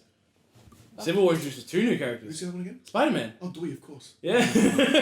I think Spider-Man, I mean, he's important, but I don't think he makes as much sense as T'Challa. T'Challa's got more bearing on I think it was definitely better to introduce him then before his own solo movie. I think the flip of that is they have Black Panther, who's got a fan base, but not a mainstream fan base. But then they've got Spider-Man, where it's like everyone's watching that. And I think a lot of people came to see Spider-Man, but they got a whole bunch more. Yeah. And that airport scene... Even this day, I still put up to this day is probably one of the most exciting Avengers fight scenes that I've seen. Yeah. Because I attribute it a lot to watching how I first felt when I was a kid, young and naive, watching Revenge of the Sith. Yeah. I'm looking at my 2 friends are fighting right now. Yeah. And the same thing when I was seeing things like Game of Thrones, when you're looking at 2 sides that you love, and fighting it, and you know that someone's going to lose, and me seeing 2 sides, Cap and Iron Man, who I love both characters, like I can tell you who I agree with, but I don't want them to be fighting, and the feeling that this is so cool, but also what the Russos do, like, they're not just pulling on Avengers 2.5, they're ending a trilogy almost. They're ending their trilogy. It's still, that's the thing that I think a lot of people do miss, in that it is an Avengers 2.5, but it is also, at its centre, Cap's film. Yeah. And it doesn't lose that. And like, it forgets the other characters to follow Cap multiple times. It is his film in the context of Avengers 2.5. Even in the end, with like him and Tony and Winter Soldier are fighting, like it even does callbacks where like Tony's like, stay down, and he like gets back, he's like, I can do this all day. It's like, you're like, that isn't just let's have them fight. They're like, no, we need to how do we make this even better? Yeah, and the whole, like, he's my friend, but so was I line as well. Yeah. Still, I got chills just now. Fucking, and not just that, like, Winter Soldier killing Tony's parents and shit, you're like, fuck. It's a twist that makes sense, but I still did not see coming until it was being presented to me on screen. But and it's also because, again, how well the actors play. Like, when Tony sees it and he just looks at Cap, you're like, oh, he's heartbroken. I am all for Rob Downey Jr. getting this nomination or looking at some kind of award for what he did in Endgame. I still think that his performance in Civil War was his best. I still think that I'm more on Endgame. I think how his face acting. Yeah. That he did, like, even when it comes to the action scene when he blocks Bucky's bullet with the gun he has, there's no point that he's not giving 110%. Actually, there is some great, like, it's like, you don't deserve that shield. And, I think, like, and it's still to this day, like, Iron Man, he's the way he can, and I had this feeling similarly with when I was watching Mandalorian earlier this week as well, that the emotion expressed through something you can't see their face. Yeah. And it makes a difference that you know what their face looks like and you've seen them emote before, but a lot of these emotional beats in this film are with him with a helmet on. Physically, yeah. And yes, they do these shots of inside the helmet, but some of the physical and just the voice. Oh, even like the when he's aiming at Cap when Bucky when he's Bucky with the rocket. and just that downward shot before the helmet pops up, it looks this menacing. Mix of hatred and vitriol, and it's just. I personally prefer his performance. I absolutely adore his performance in Endgame. Yeah. I think Civil War for me is his best acting personally. Actually, it's fucking great. Yeah. Yeah. It's Civil War. It's two different forms of acting. He's coming from a place of tragedy and hurt in Civil War. In Endgame, it's almost it's a defense of something he can't afford to lose. Yeah. Which are both very enticing performances. I can't forget what he did. If Infinity War and Endgame weren't things yet, Civil War would be really high on this list. But Civil War was my number one film in the Marvel Cinematic Universe until Endgame and Infinity War came out. Yeah. Alright, so Danny, what's your 2014? You're yawning. Yawn Cam. Yes. 2014 was it? Yeah, my next one after this we can not skip, but we kind of already talked about it. Well, I went. So, Gone Girl and Theory of Everything are two runner-ups. I haven't seen Theory of Everything. I fucking adore Gone Girl. Theory of Everything. Oh, around. I haven't seen Gone Girl yet, but I love Theory of Everything. Theory of Everything's got a very wide spectrum. It's a very sweet movie. Yeah. Are these runner-ups or winners? Runner-ups. I also adore Stephen King. Nope. David Fincher. No, Stephen Hawking. Stephen Hawking. I thought we were about to talk about the real Stephen Hawking. I think he's just a fascinating man, and so I was just like, this is really cool. I've still yet to see Theory of Everything. It's worth it. It's a very sweet film. And then and Gone Girl is also just so fascinating. It's a David Fincher movie. That's one I gotta watch. Yeah. And it's good. What's your winner? Chef. I do love Chef. I saw this coming. I didn't know what year it came out, but I'm not surprised it's there. Yeah. I'm happy because I remember you were like, I don't know if I'm watching it. I'm like, please, Danny, you're gonna love it. Let's watch Chef, and you're like, fine. And then, came out 2014. Oh my god. Yeah. I think Chef is like the best wholesome movie ever. Okay, I didn't watch this 2014, in 2014. No, you watched this. But I watched it this year. Yeah, this year. But it is. I remember you recommending it to me this year. It's great. It's got fucking molten. It's got the most delicious looking food in the history. Lots of of cubanos. Oh, I love. It's also got the favs. John Favreau. I love Favreau. He's such a. I just noticed your wallpaper. That's really cool. Keanu Reeves, Cyberpunk. That's so cool. I just love the fact that it's animated. We've got to see the burn. How did you? Is it just a GIF? You can put videos on here. Yeah, I've got a GIF of that. You just put 15 seconds of video. That's it. And John Favreau is really cool. Like him and Scarlett Johansson again. Yeah. It's him, John Leguizamo, and really cool sort of character relationship. And obviously because at the time he had already worked with Scarlett Johansson. He would have this movie after. And so it was interesting seeing them obviously interact as characters, but also interact as friends. Yeah, I could watch this movie honestly. If there was like a 4-hour cut of them just touring around, also could watch that. Just the really cool little the modern connection between the dad and the kid, and how the kid is very into his social media and his phone, his technology. It's just a really well shot. Also, this has a great performance by RDJ, and he's only in one scene. Oh yeah. Yeah. Where's he? Oh, is he? He's the one that gives him the truck. That's right. And he's just really schizo, and he's just he's I may have fucked her. Yeah. That's right. He's this weird, It's such a good wear plastics on your feet. Yeah, that's right. Yes, that's my... Nice. So that's my 2014. Yes. Good pick. Sure. What's your next one, Chris? Oh, no, it's me. It's your turn, though. Alright, so we've kind of already touched this movie. And that is good old Last Jedi. Oh, yeah. Fucking adore this movie. I think it's one of the best Star Wars movies ever made. I feel like we could probably have a 4-hour conversation right now. Like, I'm not blind. Like, Canterbury is awful. I hate it. It's not the best. Yeah. I mean, it's actually offended me less the more I've seen the film. Yeah. I think the more But I I watch think it... it's still the weakest link. Yeah. I just realised we still have to do games as well. That's alright, we can do. We can do. But yeah, like... I love how it deconstructs the Force. Everything they did with Luke. Anyone who says it's character assassination, you're dumb. You're not dumb. You dumb shit. You're not factoring in what the whole point of Luke's all about. Like, I think it makes him more human. yeah. Well, that's the thing. Everyone's like, "Oh, he's meant to be this unstoppable hero." I'm like, no, he's not. Did you watch the trilogy? He's the role. He's a farm boy. What makes him a great character is he's human. He fucks up constantly. Like, he's really bad. he makes and the moment he bought into the legend, he fucked up more. That's the whole point. Like that he was never bought into it. I still maintain that if the Emperor hadn't come down the stairs cackling, he would have killed Darth Vader. Yeah, he would have. Like straight up, like he was this close. Yeah. So I mean, I agree. I think that this was always Also an just arc that shot deserved to be beautifully. told. The Kylo Ren. It's still, I think, for Rey me, the stuff. most beautiful film of all time. Yeah. Sorry, but best Star Wars film I think that they've done. Like, you could argue it's a bit like it's just people escaping. I still find the trying to avoid the Empire or the First Order pretty riveting, to be honest. Yeah. I like the whole I like the Holdo shit, even though everyone's like, oh, why would you do it? It's like, well, she's a commander. You don't you're meant to follow orders. Like, that's the whole Which brings point. into a very amazing set piece later on. The warp attack, which is just But there's so much I don't know. Last Jedi I love. I know we're all a I think similar we mind. could go on and on about this one. Yeah. I think it's a great I think it's what I wanted the entire sequel trilogy to be like, not just one of the three. But yeah, good shit. What's your next movie, Chris? I did not think I was going to put an alien invasion film on my list, but I did, and it's Arrival. Yeah, alright. Good shit. Oh my god! Yeah. What a good movie. I had to remember what. That I need to rewatch it. It's been a while since I've seen it. It's been a while, and it's not like it's not something you can just easily pick up and watch. Like you really have to pay attention. I've also forgotten like half of it. Not because it's boring, it's just because I remember it was a lot to take in. Yeah, it's always stuck with me. That theme of communication. Yeah. The plot twist at the end. The plot twist at the end was so good. Yeah. Like to this day. Well, it's not like me. So I need to watch it again because I've forgotten the plot twist. No, That's I'm not really saying cool. that, No, yeah.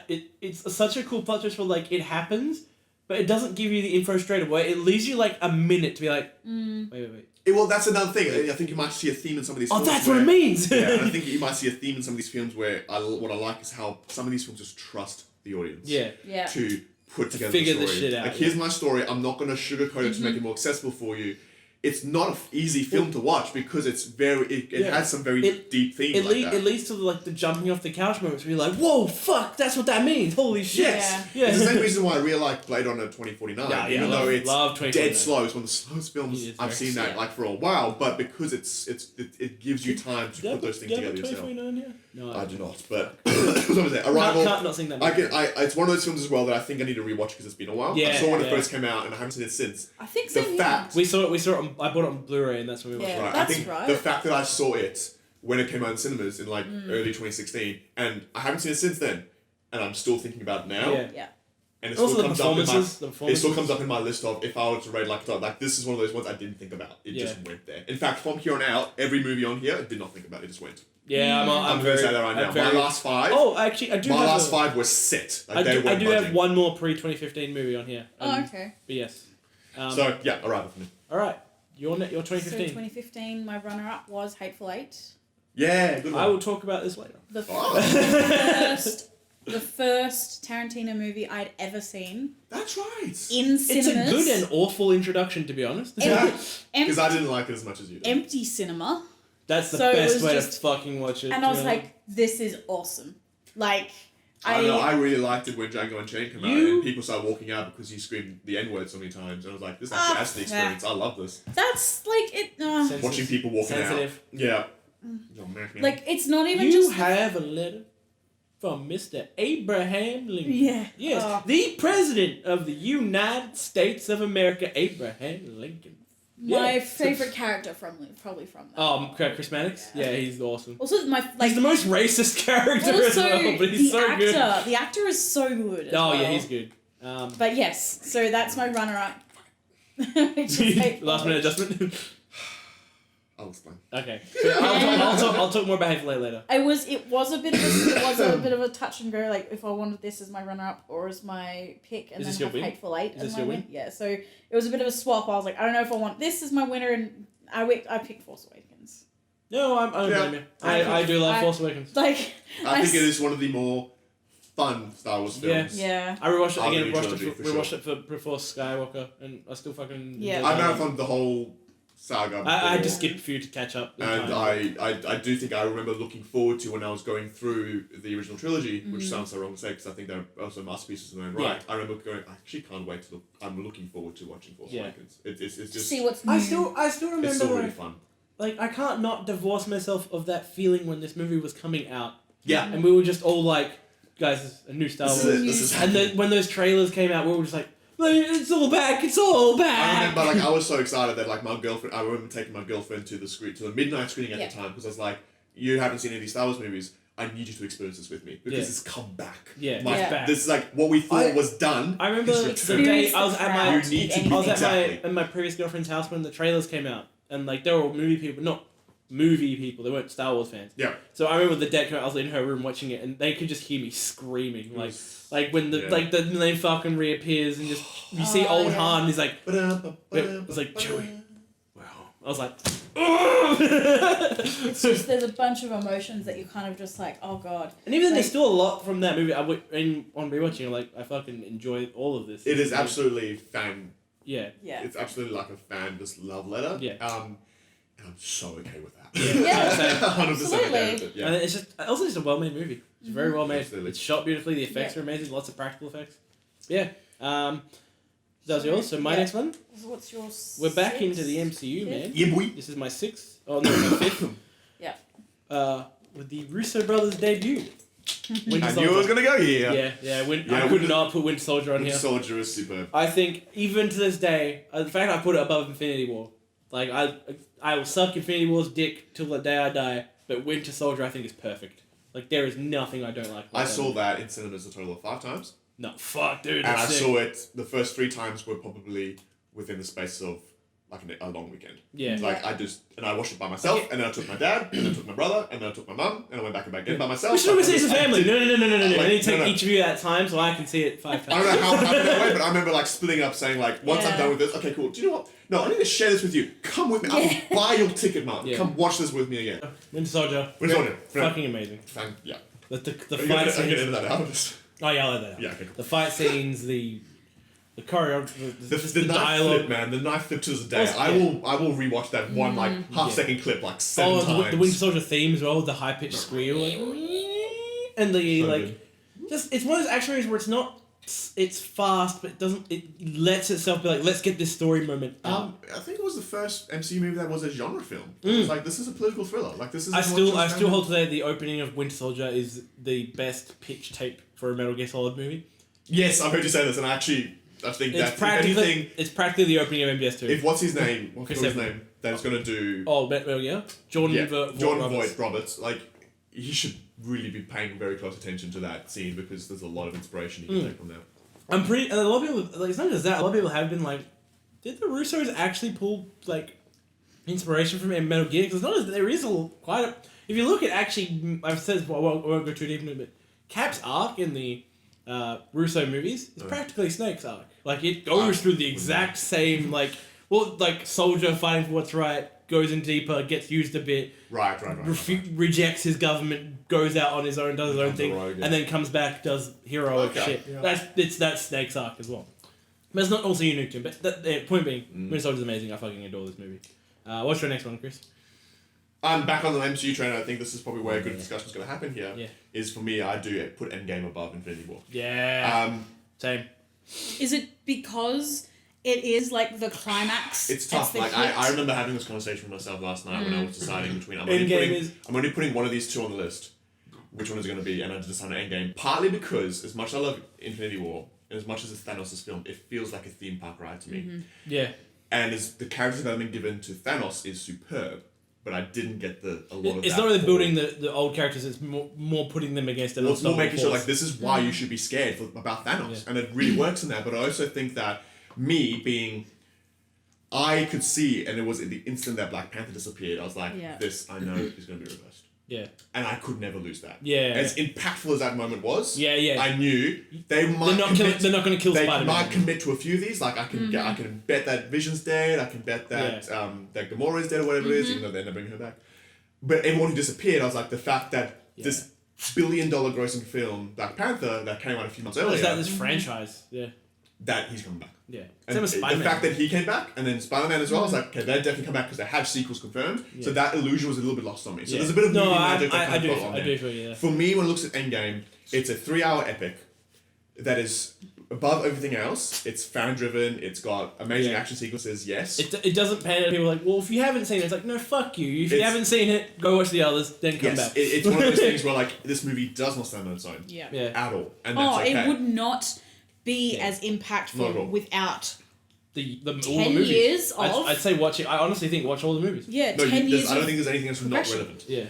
Because every character guest they do, the fact that they could introduce even like the Ancient One into here, or they could throw in like all this history stuff with Gamora. Yes. And like that you would never think had a place in this film. They managed to make it work, and the pacing is perfect. Probably my opinion, one of the best paced 3-hour long movies I've ever seen. I'd put it right next to Wolf of Wall Street. Yeah. And like it doesn't feel like 3 hours, but for me, despite the fan service, the action moments which are insane, that last 40 minutes. Oh yeah. That is just one big action scene followed by a great emotional moment. Yeah. For me, this film is 100% all about the characters, and the only reason the ending pulls off the way it does with Cap and with Iron Man is because of how they have completed these arcs that started way back in their origin stories. Yeah. This movie does not stand by itself. Yeah. But it is the great, in my mind, fight me on this, don't at me, is the greatest achievement in the sequential storytelling. Yeah. You cannot say that 23 films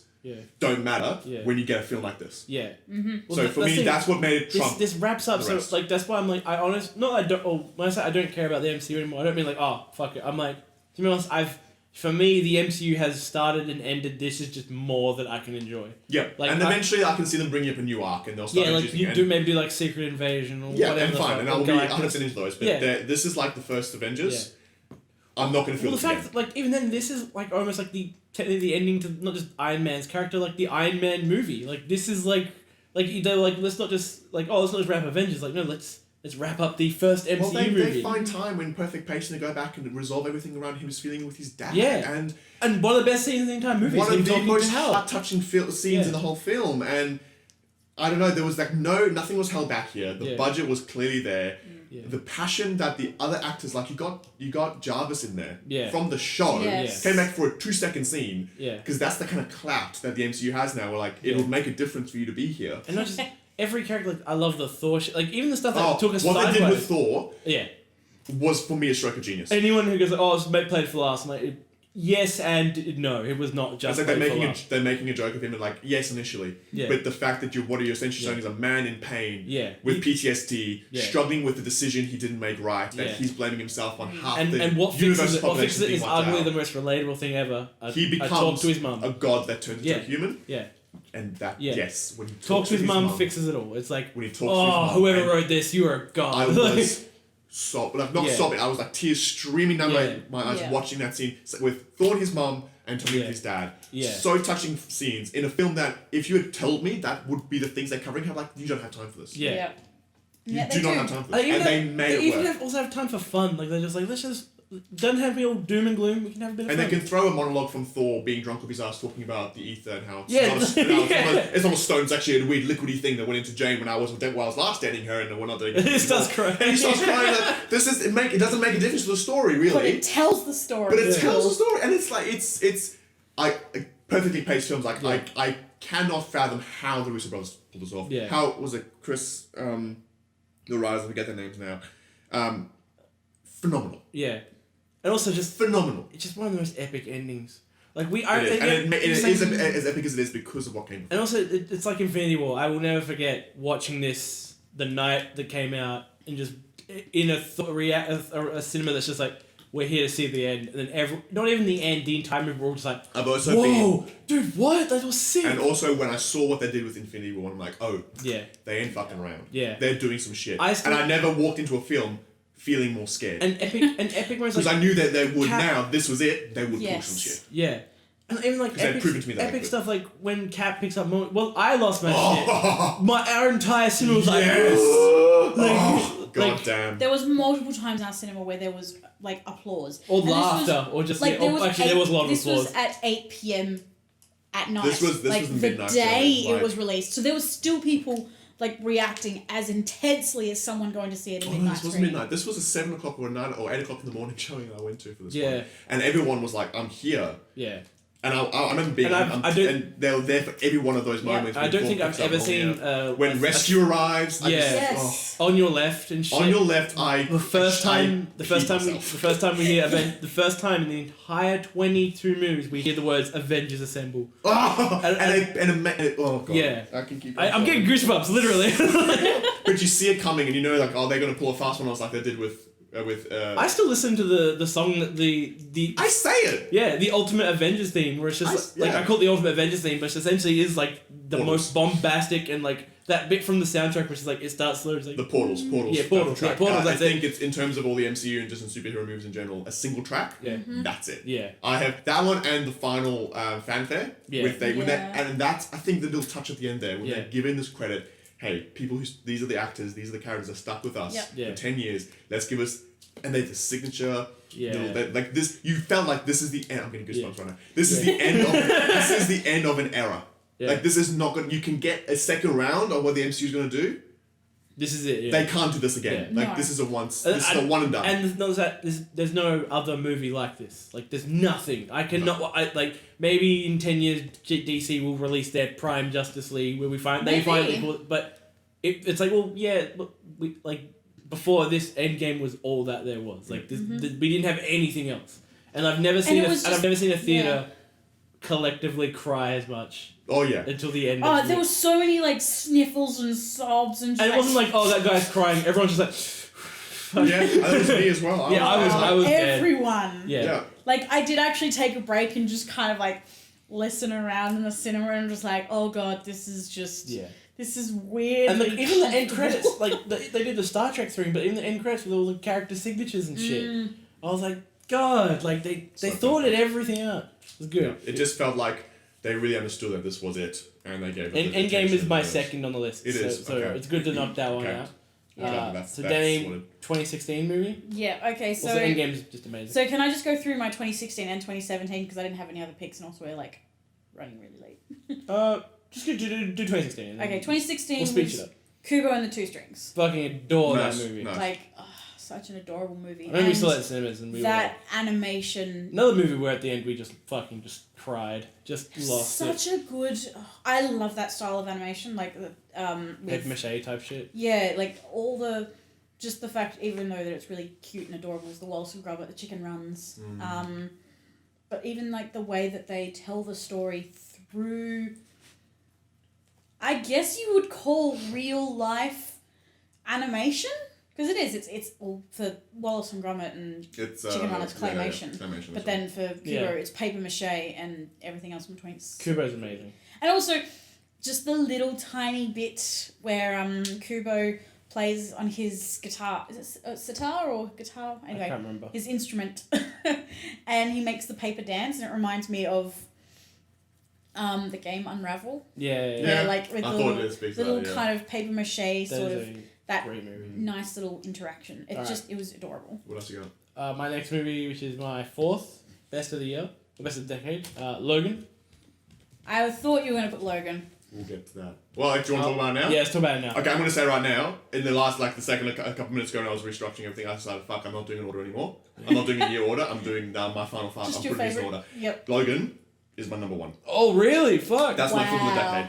Dude. And that is one of those things where as soon as you ask me, what are your top 10 movies of the decade? I'm like, Logan's there. Yeah. And the other ones here, this one is one that does not budge. Yeah. Another just... You think that Avengers Endgame destroyed me? Yeah. Oh, Logan. I'll just think about the end of...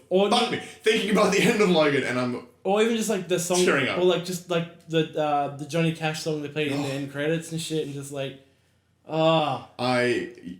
think that's also one of those things where it was snubbed in awards. Yeah, I think as well definitely. because it's a superhero film. Whenever I don't see it as a superhero When everyone's like, film. everyone's like, oh, Dark Knight's the best superhero movie of all time. I'm like, yeah. Let's not think. Didn't Let's make not the list forget. for me, boys. Well, no, it was before 2010. True. But when everyone's like, oh, like Dark Knight's one of the best. It is one of the best. But I'm like, yeah, let's not forget like shit like Logan. Like we're just start to finish. And Logan flawless. is unique in the way that it does stand alone. And it's like it feels like the last great breath from the X-Men franchise, or like I would rather forget that the last couple happened, and then this is it. This is the nice satisfactory. Yeah, because like we get something new from Jackman, a truly unhinged performance from him. It's a western. It's depressing, but it's got heart in it at the same time. It's fucking brutal, violently. Like we're like finally we get to see those claws hurt people. It was an experience, and you can tell, you can ask the mates I saw with Philippe Callanan and the rest. They haven't seen me in the state I was in walking out of that film. I couldn't. I again, Endgame still hits me today. Logan hits me so hard because my first comic movie I ever watched was the first X-Men when I was like 4. I still remember when I first watched it. Probably same. And ever since that day, Wolverine's been my favorite superhero of all time. Yeah. I've never been like, oh, I really like this character. Wolverine. I've always been like. But more specifically, Hugh Jackman. Hugh Jackman's Wolverine. He is what brought me into that mythos of that character. Then to see that getting like, this is it. It's the end of that character, and it's perfect. Of just like him lying there like, don't be what they made. Oh, and just dude, like, yeah. And then like, and then at the end like. The final bit where I'm like, oh, that's a perfect send-off. And like, we've got one more thing. So I got the cross. I'm like, oh, that's not very No, Wolverine. that killed me. No. Turns it to an X. So like, it's brutal. We saw it with a group of friends and we were all just like, oh, no, fuck. we watched it just us two. No, we saw it with a group of friends. You did. I took it to see you. I didn't get to see it. I saw it without you and I took you to see it again. So I saw it twice in cinemas. Yep. It's a good movie. Promise me I would cry. I'm sorry, man. But I'm crying too, holy shit. No, that's the thing though, like the fact that I can just think about those scenes again and it's getting, because I don't know, like the journey in this film alone, it stands alone. It's also really the story that is told in this flick, let alone the 17 years of Wolverine that we had, the one film and things that they pull off here, the story they tell, how human it is about a mutant, how it's essentially a dad story. Yeah. Yep. Not just that, and I was like, even the funny bits, like, fuck you, Logan. You leave me here with that fucking albino.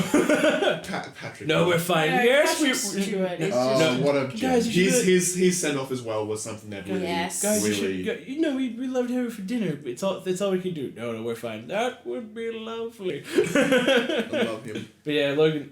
This is my dad. He's so that is unshakably and firmly my number one, and I see it. The only time I see it moving from a number one is when we enter the year 2027, and it's no longer in the decade. Yeah. Yes. Alright, so that's that one. Your next one, Chris. Okay. The last couple of years have been fucking crazy, dude. Into the Spider-Verse. Yes. Good movie. I did that. Spider-Man Into the Spider-Verse is my number 3. Good. I enjoy it a lot. Probably for me, it's my best Spider-Man film.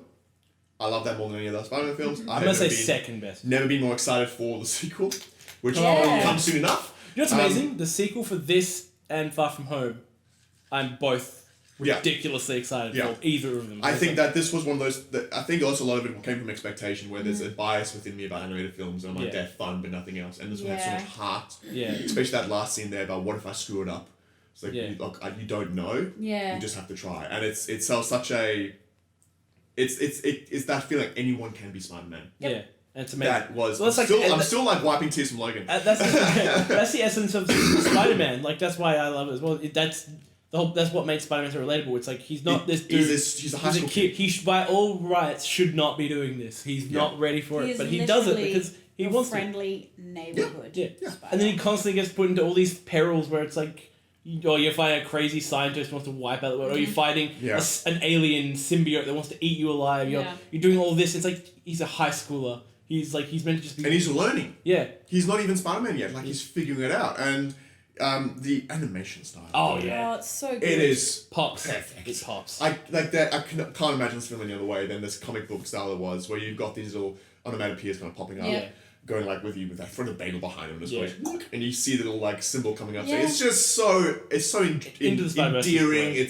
I love this film. I can watch it any day. What's your next movie, Dan? Your 2017. Blade Runner. 2049. Glad one of us put it. I'm glad one of us put it. I was like, someone's gonna pick up. It narrowly missed for me, but I love that you put it there. Mine, thank you. Not narrowly, but it was close to being put on there. Yeah. I do love 2049. Such a good movie. Yeah. For I never thought you could follow Blade Runner up. This follows it up really well. Yeah, no, it does. I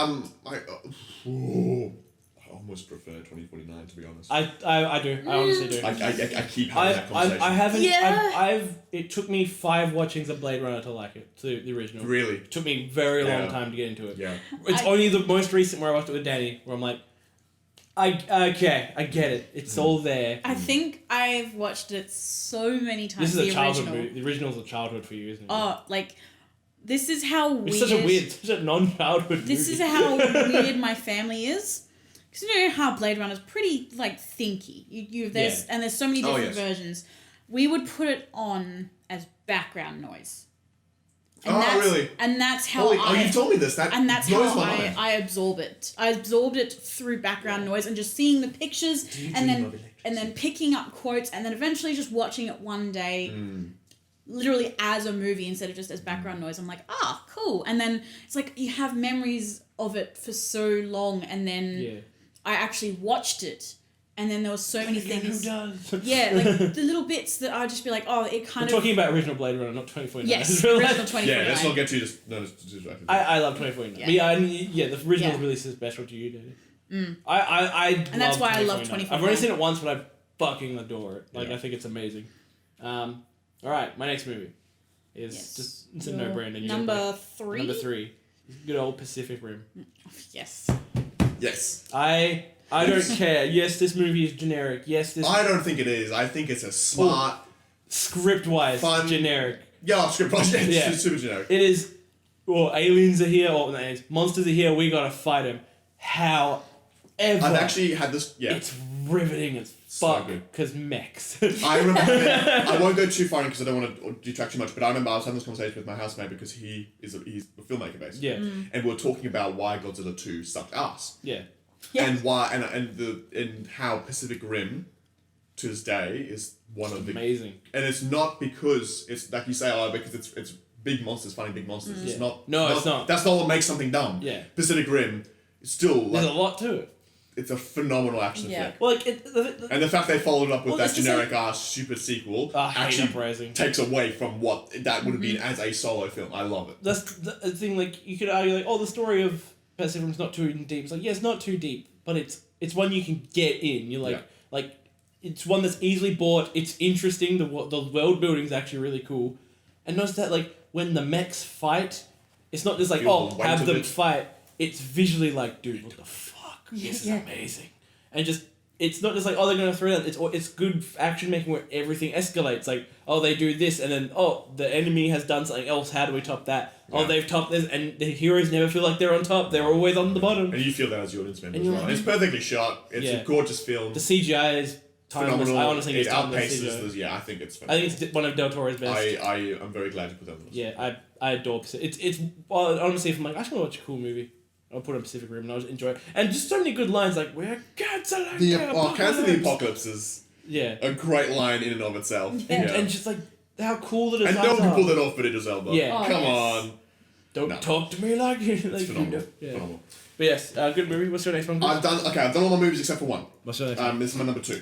And I'm kind of going back and forth with why. Yeah, because Endgame... Well, no, Logan's your number 1. Correct. Yeah. Endgame is my number 4. Spider-Man's number 3. My number 2 is another film that came out earlier this year. Ooh. Joker. Yeah. Oh my god. Did you forget Joker? Yeah. I thought that's what you put. How the fuck did I not think of Joker? I was like, what would be Endgame for Danny? Joker, yeah. Yeah. Joker is the everything I wanted it to be. I'm going to make a quick change. Making some changes, yeah. Joker is everything I wanted when I heard that this was happening. Yeah. And I heard the style it was taking, and I saw the trailers and all that kind of lead-up material to it. It is everything I wanted it to be, but was too scared to hope for. Yeah. Beautiful. It tells a story that, for me, coming from the area that I am, wanting to, when it comes to psychology, looking at this, even from, like, I've always said, after I saw this film was, you could call this film anything. Yeah. It's not a Joker film. Yeah. But at the same time, it's so quintessentially Joker. Yeah. But it doesn't have to be. You could have the story told about anyone. Yeah. And it works just as well. But also, there's so many good Jokerisms, like not just like the character, but just script. Like even the fact that you're not sure, like, wait, was that all in his head? And that's that, for like, me. it's like that's Joker as fuck. Like, and the fact that you finish this film, you're like, I don't know where reality was. I don't know what was in his head. Was it a joke? I don't know what like, was. That's, yeah. Was What does he mean by literally- saying he was thinking of a joke? Was how far back is reality? Yep. Does his kind of self-deception, how deep does it go? Because you see it throughout the whole film that he's kind of making up these stories for himself. And Joaquin Phoenix, my God, man. Oh, such a good... I don't need a sequel. Nah. What I do want, though, I want to see this Joker fight Batman. I really want to see this Joker go against Batman. I don't. Like, really? I really... Because I don't see him as a physical... Yeah, actually true. Yeah. Like, I feel like if he were to fight Batman, it would Maybe be... not. Oh, when I say fight, I don't mean just like fist fight. I mean, I want to see him oppose a Batman. Yeah, very much like you like Heath Ledger never stood up to Batman in a fisticuff fight. Like not really, aside from the scaffolding towers. Like it was more it was more of an intellectual kind of chaos reign. But this guy here is coming from a mentally damaged place, but it's a commentary on society, it's a commentary of it's set back in I think it was the 80s. Yeah. But it's telling such a modern story. Like this happens now. And you have those budget cuts that affect people now, and you have this ignorance that affects people now.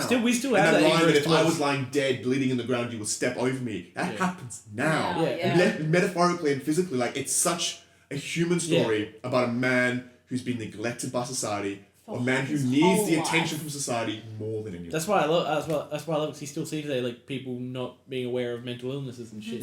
Like it's still a problem we face, sadly, to this day. Yeah. So like I like the Joker touches on that in a really not just like ham-fisted. I was terrified they were going to flunk. They were going to mess it up because it's such a hard topic to touch. And to give it some perspective, I took a friend of mine who has had a lot of exposure to mental health difficulties, and I was like, I've seen this film. We're going to go see a movie, and I want you to tell me what you think of this. And she was absolutely dumbfounded. Yeah. She thought it was. She couldn't believe when I told her Joker is a comic book character. This is from a comic. This is a guy who fights Batman. Who laughs maniacally, and she was like, "Okay, what are you taking me to see?" And then she'll see this film, and she was absolutely awestruck. It's a phenomenal film. I think Joker is your second favorite villain of all time. Under Venom. Under Venom. I'm guessing.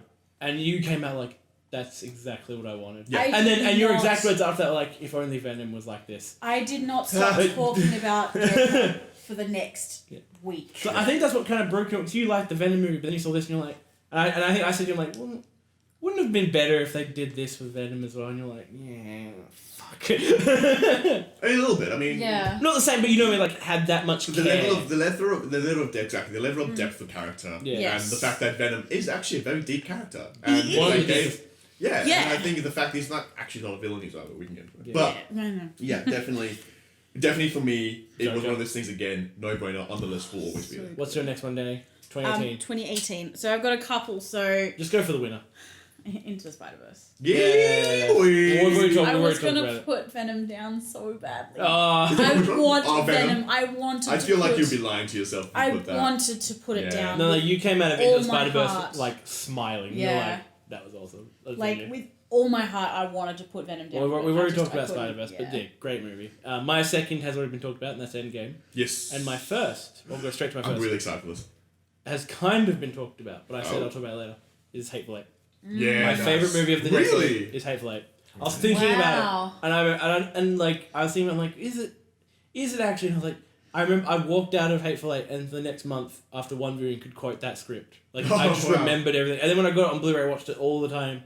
And I was thinking like, I see it's just such a cool movie just to sit down with a cup of coffee. I want you to send me this because I actually haven't seen Hateful Eight. You haven't? I haven't seen Hateful Eight. Do it. And I think Netflix also has the extended cut, which is like broken up into parts, so you can actually watch it like episodically. Oh, you're kidding? So I'd say I haven't watched the extended cut, but I'd say probably give that a go. But it's so not the best paced. It's a 3-hour movie that I will say is on the slow side. It's the perfect get a cup of coffee, get a blanket, and just sit down and be like, and watch it. Yeah.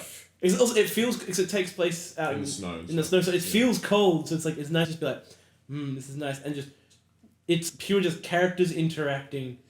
And just watching it unfold. Okay. I think I just missed it in cinema, so never got back to it. Yeah. But I think what I would like both of you to send me your lists. Yeah. Anything I haven't seen. I want to go back and watch. But I remember just walking out as a huge Tarantino fan. I remember just walking out of Hateful Eight, and just every time I think about it, I'm like, I fucking love that movie. I see it as like his Western version of Reservoir Dogs, which is my favorite Tarantino movie. Right. And I'm just like, no, yes, it's slow. Yes, it's a bit like all over the place occasionally, but like just the dialogue and how the story just bobs and weaves, and it's like a storybook being watched. You're like, this is awesome. Okay. So yes. Fantastic. And then so that's our movies. Wait, no, Danny's got 2019. One more. 2019. 2019. Sorry, I say. What's your 2019? I do want to put a runner-up because I do... Joker. 2019 was a very good... It was a banging year for movies. My runner-up is Rise of Skywalker. You know what? Really? I don't blame you. I Dave fucking loves Rise of Skywalker. love Rise of Skywalker. I put 9 on my top in terms of the sequels. Yeah. Yeah. Yep. And for me, it goes 9, 6. Sorry, not 9, 7, 8. Nice. Yeah. Baby Last Jedi. I mean, that hurts a bit, but I'll accept it. I don't like it, no, but I I'll don't know accept what it. it is. I don't know what it is. Just The Last Jedi. Yeah. It is a very Star Wars movie. Ticks so many more boxes than Last Jedi. I thought I loved Last Jedi. I thought I loved Force Awakens, but my God, I love Rise of Skywalker. No, I don't blame her. There is so much there that just is so... That's your runner-up for the year. Yes. Okay, And cool. What's the winner, though? I'm curious now. Is it Little J-Boy? He is Little J. Yeah. So, hold on. Who was it? What was it before you Rise changed of it then? Skywalker. What was your runner-up then before? Nothing. Okay, you just have. Yeah. So, Rise of Skywalker up until Joker was a movie of the 2019. Yeah. Okay, cool. Wow, interesting. Yeah. I don't think Oh. much else was... Excluding Endgame, and obviously. Yeah, but again, the only reason If you can only pick one per year, then my explanation for why I didn't put any Marvel movies is that it is A, the obvious pick, and B, everyone loves them. Everyone loves different ones, but they all love Marvel as a whole. Yep. So I'm just like, it's fine. Yeah. It's been talked about to Well, that's death. what I didn't. I love Endgame. I didn't want to give it a number one. I'm like that. I feel like that's easy. That's really easy. I want to think about it. yeah, it wasn't ever my number one, Yeah. but it was always going to be Something. very handy. Yeah. Exactly. Yeah. The Speak Power Through A games. small challenge for you. All right. Of those, because I feel like you've escaped A couple. some pain here, Yeah. and I want to reintroduce you to some pain. Okay. Of these 10 films over the past 10 years. God, do you want me to rate them? No, I don't want to rank. I just want you to tell me which one's your favourite. Yeah. Out those of 10. all of Out of them? all of Out of those, the which 10 one films. is your favourite? Just off. Just Because soon as- we've got Hateful Eight and we have Logan. What's your favorite? What's your favourite of that bunch? That's If you tough can't see one. it because this is a podcast, Danny's face is in pain. It's physical pain as well. I'm trying to... Danny's like, fucking hell. Well, man, think this shit out. You have lost a lot of faces going on right now. That's a lot of pain. Look at the titles. You just pick one. I want to It say... sounded like you were about to utter a word, but you're like, caught it like... If you say Rise of Skywalker. That will hurt me, because It would Endgame hurt. is part of that. Joker. Oh, I honestly have to say the past 3 years of films for me have been pretty phenomenal. I don't know if that's my growth I'm as a with film that. watcher as well, Yeah. that I'm looking at like all 3 of my top films.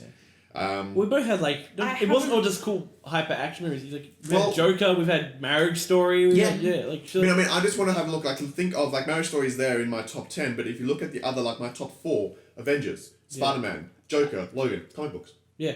And like I don't, Yeah. I can understand Scorsese's approach here, but you look at something like Joker or Logan, Yeah.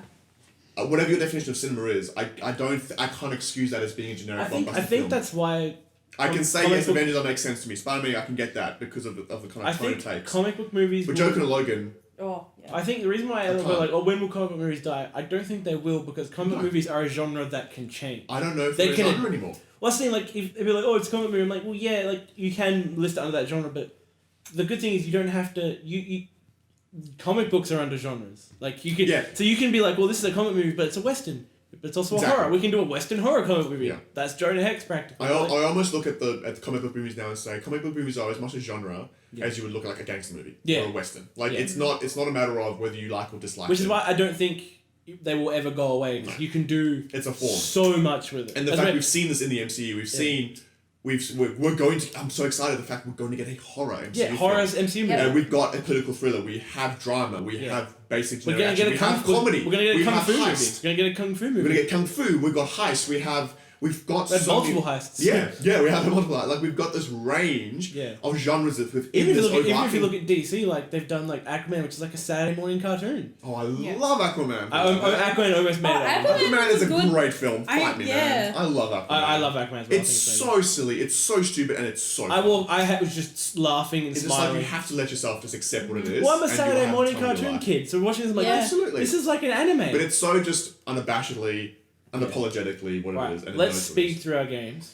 I wonder if maybe it's best to put games on a separate recording. Maybe. Because I kind of looking at this saying, if we have 25 minutes to rack off all three lists of top 10 games, I kind of want to give this a bit more justice than it deserves. Even if it's just a recording later on this week or next week or something relatively soon. Could do that. I kind of do want to give that because I'd rather give that the time. And maybe have two separate podcasts with like 2.5 hours of focusing. So actually, no, you know what, I feel you that. Alright, we'll have to do it. We've been here for We've been here for just under 2 hours. Yeah. Yeah. We've had a really nice. We haven't really. Good discussion. We haven't let anything just go quickly. We've given a good discussion. No, actually, no. I don't want to sacrifice that for the game. Because for me, almost games are almost. Yeah, no, I feel almost more. Also means if we can get Eric in as well. Exactly. Yeah. All right. I'm with that. Let's do that. Would you subscribe to this idea, Kai? Yes, I would. Okay. All right. So that is this is an interesting list. I like the variety here. I like that variety. A good maybe 5 or so of each of yours I haven't seen before. Yeah. I'll give you a screenshot. Yeah, send me the list because I'm always trying to it's actually been very useful moving into a home with a legitimate filmmaker. Getting an appreciation for a lot of different kind of films. I've seen some of his collection. He's not just like, oh, I like movies. He's got some cool shit. He has got some things I have, people and films that I have never heard of in my entire life, which he raves about. And I, for one, as someone who always likes to investigate new things, I'm super excited. You're in a I wouldn't have heard of Marriage Story. Well, that's not true. Like, Marriage Story came from him recommending that to me. And that becomes one of my top... In literally 2 weeks since I've seen this film, it's become one of my top films of all time. I'm really excited to expand this. So please send me your list. I will want to go into those. And I recommend seeing this film as well. Those of you at home, Residue. Oh, yes. Watch it. It's good. Can vouch. It's good shit. That's your plug, Corey. Yeah. It's good. Real good shit. I watched it. Did you watch it? Yeah. I dug the shit out of it. I have to admit, I cried. I didn't cry about it. Because I've had similar moments. I could relate. It does play very realistically. Like, just like, whoa, he's hitting heartstrings. Yeah. And he's because those are coming from experience. Yeah. And you can see it. I'll send you my list. I'm doing that now. I had to crop my screenshot because I was like, oh, that's my games list. I don't want to see those. Do not reveal. I did mine on 2 different documents. I feel like you've all seen mine. Yeah, I think I have. Are there any that Inception, Marriage Story, Wolf of Wall Street, Mad Max? I haven't seen Marriage Story, but he already told me. Okay. Arrival. Yes. Which you need to re-see because you didn't know too much. But I think everything else you guys have seen. Yeah. Mine's fairly generic. Oh, so these are your runner-ups below them. Okay, cool. Yeah, John Wick. I almost put John Wick on there. I wanted it on this. Almost put John Wick on there. And Bad Times at Royale as well. I really wanted it. Oh my god, yes! Fallout was there until I sat down on this chair. Then Fallout I'd move out. Oh, poor Fallout. Bumblebee. How did I not see that on my list? Bohemian Rhapsody. I haven't seen Bohemian Rhapsody yet. For your 2018 runner-ups.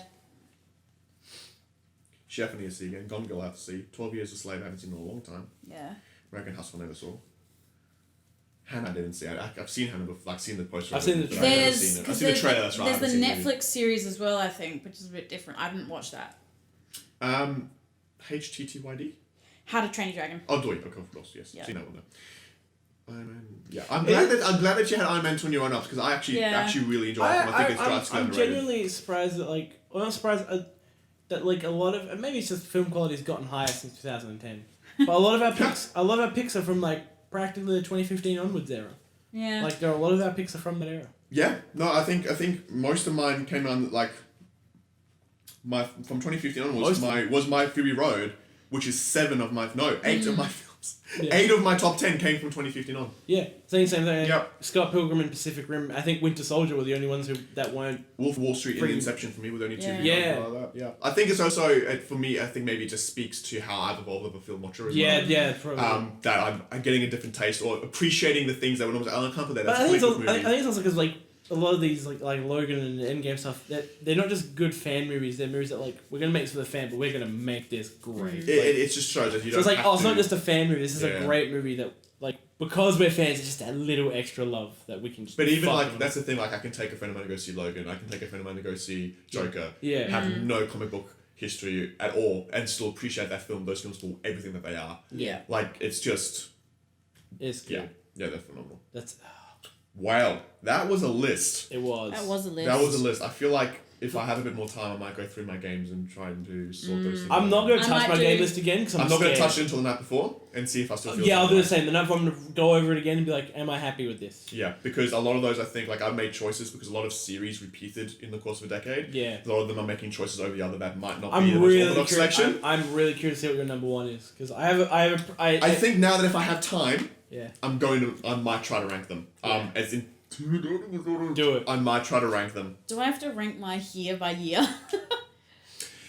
I mean, listen, if the year by year works for you, I think it's more interesting when you're kind of taking from a pool of decade, here's all the films. Like, it's definitely harder. But there are some years that I skipped entirely because, like, 2014 had nothing for me. I really enjoyed Dragon Age Inquisition, but it doesn't make my top 10. Yeah. So... I mean, 2014 was an awful year for games. 2014 was the dull year, like, when people were still developing for it. It's almost like, that's what we're going to get for 2021 almost. Where, like, it's the year after consoles have launched, something's been pushed back. 2014 was my year. It was your year? Surprisingly. You did say that earlier, yes. 2014 was my nothing. Yeah, like, Dragon Age Inquisition might be my favorite, but I look back on Day Inc. and I'm like, Like, Anyways, we could... And that's just a quick little teaser for the top 10 games of the decade. Our lists, like, there was definitely some similarities. This is where it's going to get interesting because none of my top 10 games have any Nintendo, have any... like Japanese games and things that you generally have. I've got because I've never had that. Yeah. That's the thing with games as well, is they have so many variety that most of mine do tend to be Western sagas, but then there's a few that are just these epics from a different part of the world. Actually, the ones that stand out the most to me actually are not. Japanese. Ooh, we got that one. Japanese. Mine's... Okay, so about half the list is Japanese for my game list. About a third of mine is Japanese. 1, 2... I feel like there's going to be some crossover. Oh yeah, I think that especially when we get to some of our tops, I feel like... Actually, our movies had a fair amount. Towards the top end of our movie list, there was some crossover. I think mine are going to be very... my games are I know for a fact different. we've got at least 2 games on here that will cross over. I know for a fact these games will be on our lists. Oh, I think there's not much. I know there's 2. I know there's 1. I think there's 1, 2, 3, 4 that I have that I will be very surprised if you guys do not have. There is 2 games, I wouldn't say them to give away, but there's 2 games, not just you guys, I know for a fact, when even Eric's out, they will be on his list as well. I know they will be on there. Absolutely. Like, I'm ready to dish out my game of the generation. Yeah. Like, right here. I know exactly what I know what my game is. I know my one. I think everything on the list will change except for the top. The top, I'm like... Same as my movies. I know what his picks Like, I've got a solid be. 5 right here that are not budging. Yeah. I definitely know what half of his picks are. Kick Mark again. Because half of my picks are his picks. Yeah, because you guys like a lot of the same shit. Yeah, surprisingly. Yeah, that was a fucking... That was a good list. I actually really enjoyed that. That was a good podcast, guys. That was daunting as shit. Yeah. I did not sleep last night. I feel like I need to take a shit. I was working with my housemate today who's in the fan. I'm like, dude, help me. Yeah. I forgot about Wolf of Wall Street until he brought it up. Oh, yeah. So I'm glad that I did. I'm in pain. I will see you soon. Yeah, I'm very excited. I'm excited for this. We'll try and smash out the game. That's anticipation. That's why I want to do the games. That's sooner rather than later. excited. So let's get on this. Like next time I'm working up this area. Well, actually, I moved back to my place tomorrow, so I'll just be in the area. Cool. Yeah. For how long though? 2 days? Fucking 2 weeks and then back house again. I'm not Okay, 2 weeks is not too bad. No, it's not too bad. That'll be the longest stretch. I know. We're doing. I'll edit this out of the podcast. I know we're doing stuff tomorrow, but tomorrow night we could, if Eric's free, we could smash it, possibly. Depends on where you're. Night. Yeah, I know we're out during the day. Could do. I mean, I don't think I have. Sunday night. I think. What are you guys doing Monday? You have work, What's Monday? No, I don't Day. Oh, true, you got time off. 30th. Nothing. I'm pretty sure nothing. I remember. It depends on Eric as well. Yeah. Yeah, we could do Monday. could. He's a bartender, so I don't think he'll be working. Either Monday or Tuesday, I can come up. Alright, we'll do Tuesday we're doing something that night, but I know Tuesday we're not doing it. Well, we can do it Monday, then I can edit this tomorrow night, and then put it up tomorrow night, and then put up. Yeah, we're gonna maybe try Monday because then how long do you need for edits normally? Depends. It'd be nice to get them out by the end of the year. But I think if we're let's do Monday. Actually no. If we do Monday, like even if it's Monday night, I can happily stay up that night and edit. But even then, like even if you get it in the first week of the it's fine. Yeah. There'll be a lot of those buzz. Yeah. What's it called again? BuzzFeed list Oh, going yeah, up in yeah. early 2020 anyway, so let's be honest. Of course. Well, don't peeky bitch. Well, wait. So where are you going, Danny? So opening up the door. Just trying to peek in my We'll game. still wrap up the podcast. Oh, true, yeah. So this is the Ramblers podcast. This is our movies of the decade. Okay, so from 20... Games of the decade will be coming soon, hopefully. Yeah. Depends on how I So edit. we'll try and get that down quickly, yeah. Because that'll be... I'd like to giving that a whole podcast, because like we are very hard gamers. We drink a lot of Mountain Dew. Here's with me with my B. Yeah, you should be Monster Man, because of Death Stranding. I do... Oh, fuck. I used to drink Monster religiously. It's a problem. Oh, wow. I've had to back off. I used to drink V religiously. I used to drink Monster, then I went to Mother. Oh, And God, then, yuck. I actually, I enjoyed Mother more. I had a than Red Monster. Bull phase after V. Red Bull was good. The Red Bull for a while, but it's too expensive. Yeah. It's brutal. Yeah, I tried the new Coke one. Red Bull Coke. No, the Coke energy drink. Oh, Yeah, is it tasty? Foul. Ooh. It's like those Coke jellies. Ugh. Yeah. It just tastes like that in Like liquid that form. gross sugar. It's really not nice at all. It was like 99 cents. I'm like, I'll take it. Take a tester. Yeah, I'll And be I a still I'll be regret spending 99 cents on it. But yeah, that was a great podcast. Thank That was you a great guys. podcast. Thank you so much, for Guy. being on here. Thank you for listening, lads. Yeah, Danny, where can they find us? They can find us on Facebook, Twitter, and YouTube. And Facebook and Twitter and YouTube. Also, Facebook, Twitter, and YouTube. Facebook, Twitter, and YouTube. Ah, cool. Yeah. Under what handles, Danny? How do we find us? Because I don't know where I am. I don't know where we are. I don't know. You can follow me at Twitter at crispy_cream_. Love the emphasis on the cream. The cream is Cream. CREAM. The cream is a K. The crispy is a C with a CH. Oh my god. It's crispy cream. And I think that's pretty much all. So you can find us on Twitter at podcast_Rambler. Rambler with a capital R. And then on Facebook, you can find us at... You can tell we were out of practice when our social media manager has to bring up the phone to check what Yeah. I've not done this in... Yeah, it's been a while. Damn, we have to call HR. You're not doing a job. Look, Tash and HR is gonna have... At Ramblers Official Podcast. Oh yeah, we have an Instagram. Yeah, I have really? not posted anything since, I think, March last year. This is a good podcast. Didn't you post something saying that you're back when you did the up late? Oh yes, I did. Sure, I saw This that. was a good podcast. I had fun. We need to have you on more often. I know you're busy as shit, but we're gonna have you on more often. This is the time to take advantage of me because Yeah. I can it's nice to just pop down after work as well. When I stop ignoring my thesis, maybe not so much. We need to do because our podcast. I feel like we can always talk for like 4 hours and shit. Yeah. We need to have like just a proper like Ramblers podcast day where we just like sit down with like beer or I like the some idea drinks. of a beer nice to have some drinks. Yeah, and then just sit here for like 5 hours, record the whole thing, and then just put it up and be like the actual Ramblers podcast. I like the ranking and the ordering of these. It was quite nice. That was fun. It's good to have that kind of structure. Yeah. So I guess That's good to make you think. You're like, what am I? What do I like? What is this? He's Where am defining I? me as a person. But yes, everyone. Thank everyone for listening. Thank you. Catch us soon. Yes. Stay nice. I hope everyone's Christmases were good. Yeah. Good Christmases. And have a great New Year. Happy New Year. Great holiday. Hoping to see you guys soon. But everyone say bye. Bye. Bye.